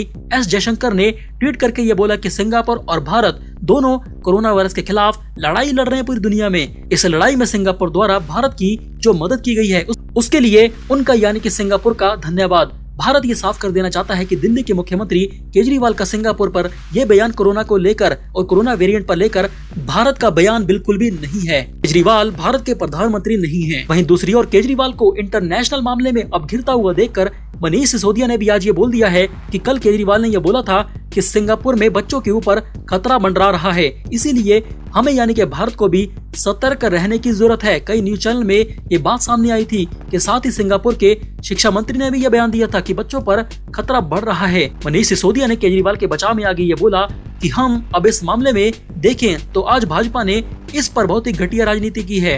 मोटे तौर पर देखें तो केजरीवाल ने सिंगापुर में जो स्ट्रेन है उस पर बोला है और दूसरा बच्चों के बारे में बोला है। और केंद्र की मोदी सरकार की जिस तरह से प्रतिक्रिया सामने आई है सिंगापुर को लेकर, उससे यह साफ है कि केजरीवाल जी को तो भारत के बच्चों की चिंता है, लेकिन केंद्र की मोदी सरकार यानी कि भाजपा को सिंगापुर की चिंता है, भारत के बच्चों की नहीं। बच्चों की वैक्सीन नहीं लाएंगे और सिंगापुर की ये लोग चिंता करेंगे। मनीष सिसोदिया ने केजरीवाल का बचाव करते हुए आगे ये बोला कि लंदन में भी एक स्ट्रेन पाया गया था कोरोना वायरस का, जिसके बारे में काफी लोगों ने अलर्ट किया था। वैज्ञानिकों ने और डॉक्टरों ने लोगों को अलर्ट किया था कि लंदन के स्ट्रेन से पूरी दुनिया को अलर्ट रहने की जरूरत है। लंदन में आए उस ट्रेन को लेकर सरकार नहीं चेती, सरकार ने कोई प्लानिंग नहीं की। लंदन से आए उस खतरनाक कोरोना वायरस के स्ट्रेन और भारत सरकार की लापरवाही के कारण आज देखिए पूरे भारत की क्या हालत हो चुकी है। मनीष सिसोदिया ने आज यह दावा किया है कि आज फिर सारी दुनिया में देश के डॉक्टर वार्निंग दे रहे हैं कि बच्चों को खतरा है तीसरी लहर से। सुप्रीम कोर्ट भी ये बात बोल चुका है, लेकिन आज हम इस बात को नहीं समझ रहे। मुद्दा सिंगापुर का नहीं है कि सिंगापुर नाराज है या फिर क्या हुआ, मुद्दा है हमारे देश के बच्चों का। आप सिंगापुर को मुद्दा मत बनाइए बीजेपी वालों। हम भारत के बच्चों की चिंता कर रही हैं। इसके बाद मनीष सिसोदिया ने आगे ये बोला कि आज आप यानी कि बीजेपी वाले किसी भी अभिभावक से यानी कि माता पिता से बात कर लीजिए, उनसे पूछिए कि उसे अपने बच्चों की चिंता है या फिर सिंगापुर में अपने इमेज की भारत की चिंता है, तो वह माता पिता बच्चों की बात करेंगे। लेकिन भारतीय जनता पार्टी को सिंगापुर की चिंता है, सिंगापुर की कि सिंगापुर को कैसा लगता है। सिसोदिया ने आगे ये बोला कि आप सिंगापुर में अपनी इमेज की चिंता करती रही है मोदी सरकार, लेकिन हमारी आम आदमी पार्टी और केजरीवाल की सरकार भारत के बच्चों की चिंता करेगी, जो कि कोरोना वायरस का सबसे बड़ा मुद्दा है कि कैसे अब तीसरी लहर भारत में बच्चों को अटैक करने वाली है। केजरीवाल के इस बयान पर हमें अपनी राय जरूर दे कि क्या केजरीवाल सही बोल रहे थे या फिर गलत। इस न्यूज बुलेटिन में फिलहाल इतना ही। इस वीडियो को लाइक और शेयर जरूर करें। Bureau report MGK news. इस समय की सबसे बड़ी ब्रेकिंग न्यूज। जी अब 9 रुपए में मिलेगा, मात्र 9 रुपए में 809 रुपए वाला घर का रसोई गैस का सिलेंडर। जी आपको बता दें कि सिर्फ 31 मई तक है ये धुआंधार ऑफर। जी आपको बता दें कि भारत में पेट्रोल और डीजल इस महीने लगातार तीसरे दिन महंगा हो चुका है। जी आपको बता दें कि रसोई गैस भी अब 810 रुपए प्रति सिलेंडर हो चुकी है, जो कि काफी ज्यादा है नरेंद्र मोदी जी के शासन में। आपको बता दें कि आप पेट्रोल डीजल की कीमतों पर छूट तो नहीं पा सकते हैं क्योंकि ये तेल कंपनियों के हवाले है, लेकिन आप LPG यानी कि घर के रसोई गैस सिलेंडर पर भारी छूट, भारी भरकम छूट पा सकते हैं, वो भी पूरे 800 रुपए से ज्यादा। चलिए आपको बताते हैं कि कैसे। जी आपको बता दें कि पेटीएम ने इसी महीने LPG की बुकिंग और पेमेंट पर अपने ग्राहकों के लिए बम्पर और धुआंधार ऑफर की पेशकश की है। इस ऑफर के तहत भारत के सभी ग्राहकों को 809 रुपए वाला भारत का गैस सिलेंडर मात्र 9 रुपए में मिलेगा। जी आपको बता दें कि पेटीएम के इस धुआंधार कैशबैक ऑफर के तहत अगर कोई भी ग्राहक पहली बार इस एप्लीकेशन पेटीएम के जरिए गैस सिलेंडर बुक करेगा तो उसे 800 रुपए तक का पूरा कैशबैक मिल जाएगा, जो कि काफी ज्यादा है 800 रुपए। अगर आप भी पेटीएम के इस धुआंधार और धमाकेदार ऑफर का फायदा उठाना चाहते हैं तो आपके पास 31 मई 2021 तक का मौका है। आपको बता दें कि पेटीएम का ये ऑफर सिर्फ उन लोगों के लिए है जो पहली बार LPG सिलेंडर की बुकिंग और पेमेंट पेटीएम से करेंगे। जब आप LPG सिलेंडर की पेटीएम से बुकिंग करेंगे और पेमेंट करेंगे तो ऑफर के तहत आपको एक स्क्रैच कार्ड पेटीएम देगा, जिसकी कैशबैक वैल्यू 800 रुपए होगी, 800 रुपए। आपको बता दें कि पेटीएम का ये धमाकेदार ऑफर अपने आप ही पहले LPG सिलेंडर की बुकिंग पर अप्लाई हो जाएगा। 800 रुपए से ज्यादा फ्री में आपको सिलेंडर मिलेगा। ये ऑफर मिनिमम 500 रुपए की पेमेंट पर ही अप्लाई होगा। चलिए बात करते हैं अगली बड़ी खबर की। जी भारत के राजस्थान में ब्लैक फंगस को महामारी घोषित कर दिया गया। जहां आपको बता दें कि राजस्थान की गहलोत सरकार ने इसका ऐलान करते हुए बोला कि ब्लैक फंगस खतरनाक रूप लेता जा रहा है पूरे राजस्थान में, और ये भारत के कई राज्यों में भयंकर तेजी से फैलने लगा है। इसीलिए इस पर अधिक ध्यान देने की आवश्यकता है कोरोना वायरस के बाद। लेकिन ये ब्लैक फंगस गंभीर इन्फेक्शन है जो मोल्ड या फिर फंगी के एक समूह की वायरस के समूह की वजह से होता है। ये खतरनाक वायरस पूरे पर्यावरण में जीवित रहते हैं ब्लैक फंगस के। ये साइनस और फेफड़ों को प्रभावित करता है। जिस भी बंदे की इम्यूनिटी कमजोर हो जाती है ये तुरंत उस पर अटैक कर देता है।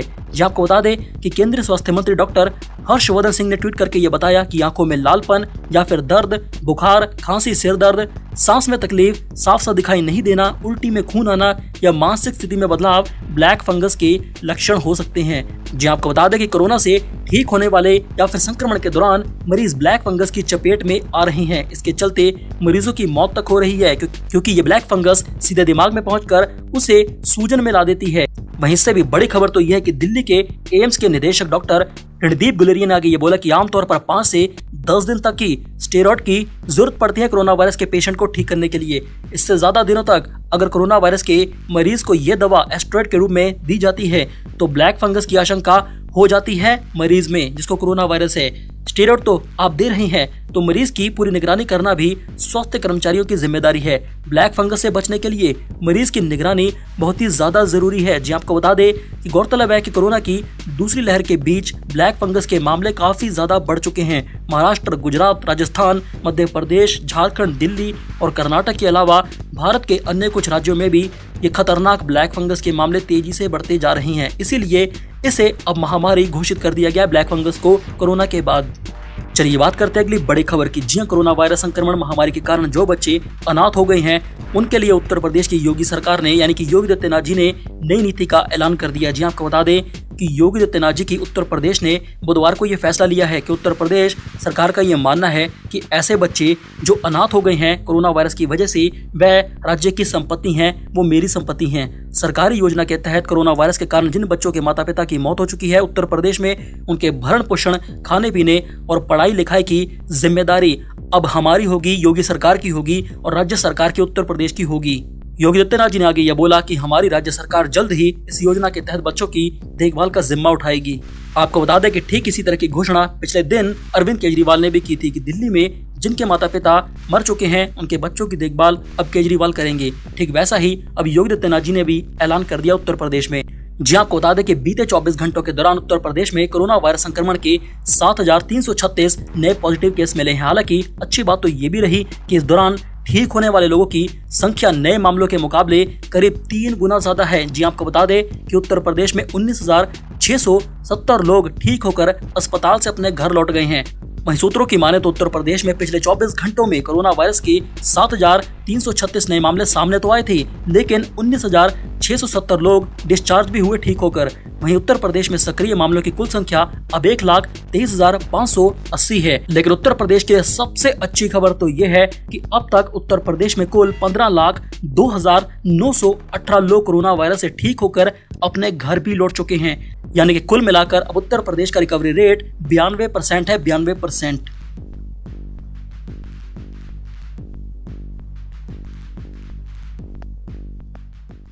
चलिए बात करते हैं अगली बड़ी खबर की जो केजरीवाल को लेकर सामने आई है। जी आपको बता दें कि कोरोना के सिंगापुर वेरिएंट पर पूरे भारत में और दुनिया में डर फैलाकर घिरे केजरीवाल चारों तरफ से हुई आलोचना केजरीवाल की। जी आपको बता दें कि भारत के विदेश मंत्रालय ने ही यानी कि एस जयशंकर ने भी लताड़ा है केजरीवाल को। सिंगापुर ने भी जता दी आपत्ति और ये बोला कि ये आप नहीं कर सकते हमारे साथ, और पुरानी मित्रता को लेकर भी डैमेज हो सकता है। जी आपको बता दें कि देश में कोरोना महामारी की दूसरी लहर का कहर तो जारी है, लेकिन तीसरी कहर को लेकर सतर्कता भी बढ़ाई गई है। इसी के बीच बीते दिनों दिल्ली के मुख्यमंत्री अरविंद केजरीवाल ने कोरोना के सिंगापुर स्ट्रेन को लेकर चेताया था और ये बोला कि भारत सरकार से एक्शन की अपील की थी। पहले भारत सरकार ने अरविंद केजरीवाल के आरोपों का जवाब दिया, लेकिन अब भारत के लिए शर्मनाक बात तो ये है कि सिंगापुर की सरकार ने भी इस पर कड़ी आपत्ति जताते हुए जवाब दे दिया है। यानी कि केजरीवाल ने भारत सरकार की इमेज सिंगापुर के सामने छोटी कर दी है। साथ ही भारतीय उच्चायुक्त को तलब करके अपनी नाराजगी जताई है। आपको बता दें कि दिल्ली के मुख्यमंत्री अरविंद केजरीवाल ने ट्वीट में आशंका जताई कि वायरस का ये नया स्वरूप तीसरी लहर के रूप में भारत में दस्तक दे सकता है। उन्होंने हिंदी में ट्वीट किया, सिंगापुर में आया कोरोना वायरस का खतरनाक नया वेरिएंट बच्चों के लिए बेहद खतरनाक बताया जा रहा है। भारत में ये तीसरी लहर के रूप में आ सकता है। वहीं केंद्र की मोदी सरकार से मेरी अपील है कि सिंगापुर के साथ सभी हवाई सेवाएं तत्काल प्रभाव से अभी की अभी मोदी सरकार रद्द करे और बच्चों के लिए भी टीके के विकल्पों पर प्राथमिकता के आधार पर काम करे। वहीं सिंगापुर के बाद अब केंद्र की मोदी सरकार ने भी केजरीवाल को करारा जवाब दिया है। जी आपको बता दें कि विमानन मंत्री हरदीप सिंह पुरी ने यह बोला कि सिंगापुर की स्थिति पर केंद्र की मोदी सरकार की नजर है और सभी एहतियात बढ़ती जा रही है। इतना ही नहीं, बीजेपी ने केजरीवाल को तो यहाँ तक बोल दिया कि भारत की सभी इंटरनेशनल फ्लाइट्स मार्च 2020 से ही बंद है, 20 से, और सिंगापुर के साथ हमारा एयर बबल भी नहीं है। उन्होंने ये बोला कि वंदे भारत मिशन के तहत दोनों देशों के बीच कुछ उड़ानें तो जारी हैं ताकि वहां फंसे भारतीयों को वापस यहां पर अपने देश में लाया जा सके, लेकिन हम पहले से ही, तुम्हारे बोलने से पहले से ही सिंगापुर के साथ कोई भी उड़ानें नहीं चला रही हैं। भारत में मौजूद सिंगापुर के दूतावास ने मुख्यमंत्री केजरीवाल के इस ट्वीट का जवाब दिया है। इसमें यह बोला गया है कि सिंगापुर में कोरोना के नए स्ट्रेन पाए जाने की बात में कोई सच्चाई नहीं है। केजरीवाल ये गलत बोल रहे हैं कि सिंगापुर का वेरिएंट है। टेस्टिंग के आधार पर यह पता चला है, सिंगापुर ने बोला कि सिंगापुर में कोरोना का B16172 का वेरिएंट मिला है जो भारत में ही पैदा हुआ है। इसमें बच्चों से जुड़े कुछ मामले भी शामिल हैं। वहीं सिंगापुर के स्वास्थ्य मंत्रालय यानी कि हेल्थ मिनिस्ट्री ने यह बयान जारी करके दिल्ली के मुख्यमंत्री अरविंद केजरीवाल के दावे का खंडन किया और भारत के लिए एक शर्मनाक बात कही है। आपको बता दें कि दिल्ली के मुख्यमंत्री अरविंद केजरीवाल के बयान पर अब तो बवाल ही हो चुका है। जी आपको बता दें कि केजरीवाल के बयान से भड़की सिंगापुर की सरकार ने भारतीय उच्चायुक्त को तलब कर दिया है। जी हाँ, यानी कि भारत के सिंगापुर के साथ संबंधों पर असर भी पड़ सकता है। जी आपको बता दें कि केजरीवाल के बयान से भड़की सिंगापुर सरकार ने अब एक बयान भी जारी किया है और ये बोला, जी आपको बता दें कि सिंगापुर के विदेश मंत्री ने भी इस मसले पर दिल्ली के मुख्यमंत्री अरविंद केजरीवाल को जवाब दिया है। उन्होंने ये बोला कि राजनेताओं को तथ्यों पर बात करनी चाहिए। उन्होंने ये बोला कि कोरोना का कोई सिंगापुर वेरिएंट नहीं है, केजरीवाल झूठ बोल रहे हैं। दूसरी ओर भारत की केंद्र सरकार यानी कि मोदी सरकार ने भी इस मामले पर अब जवाब दिया है। दिल्ली के मुख्यमंत्री के पास कोरोना वायरस के वेरिएंट या फिर विमानन पॉलिसी पर बोलने का अधिकार नहीं है सिंगापुर को। जी आपको बता दें कि भारत के विदेश मंत्री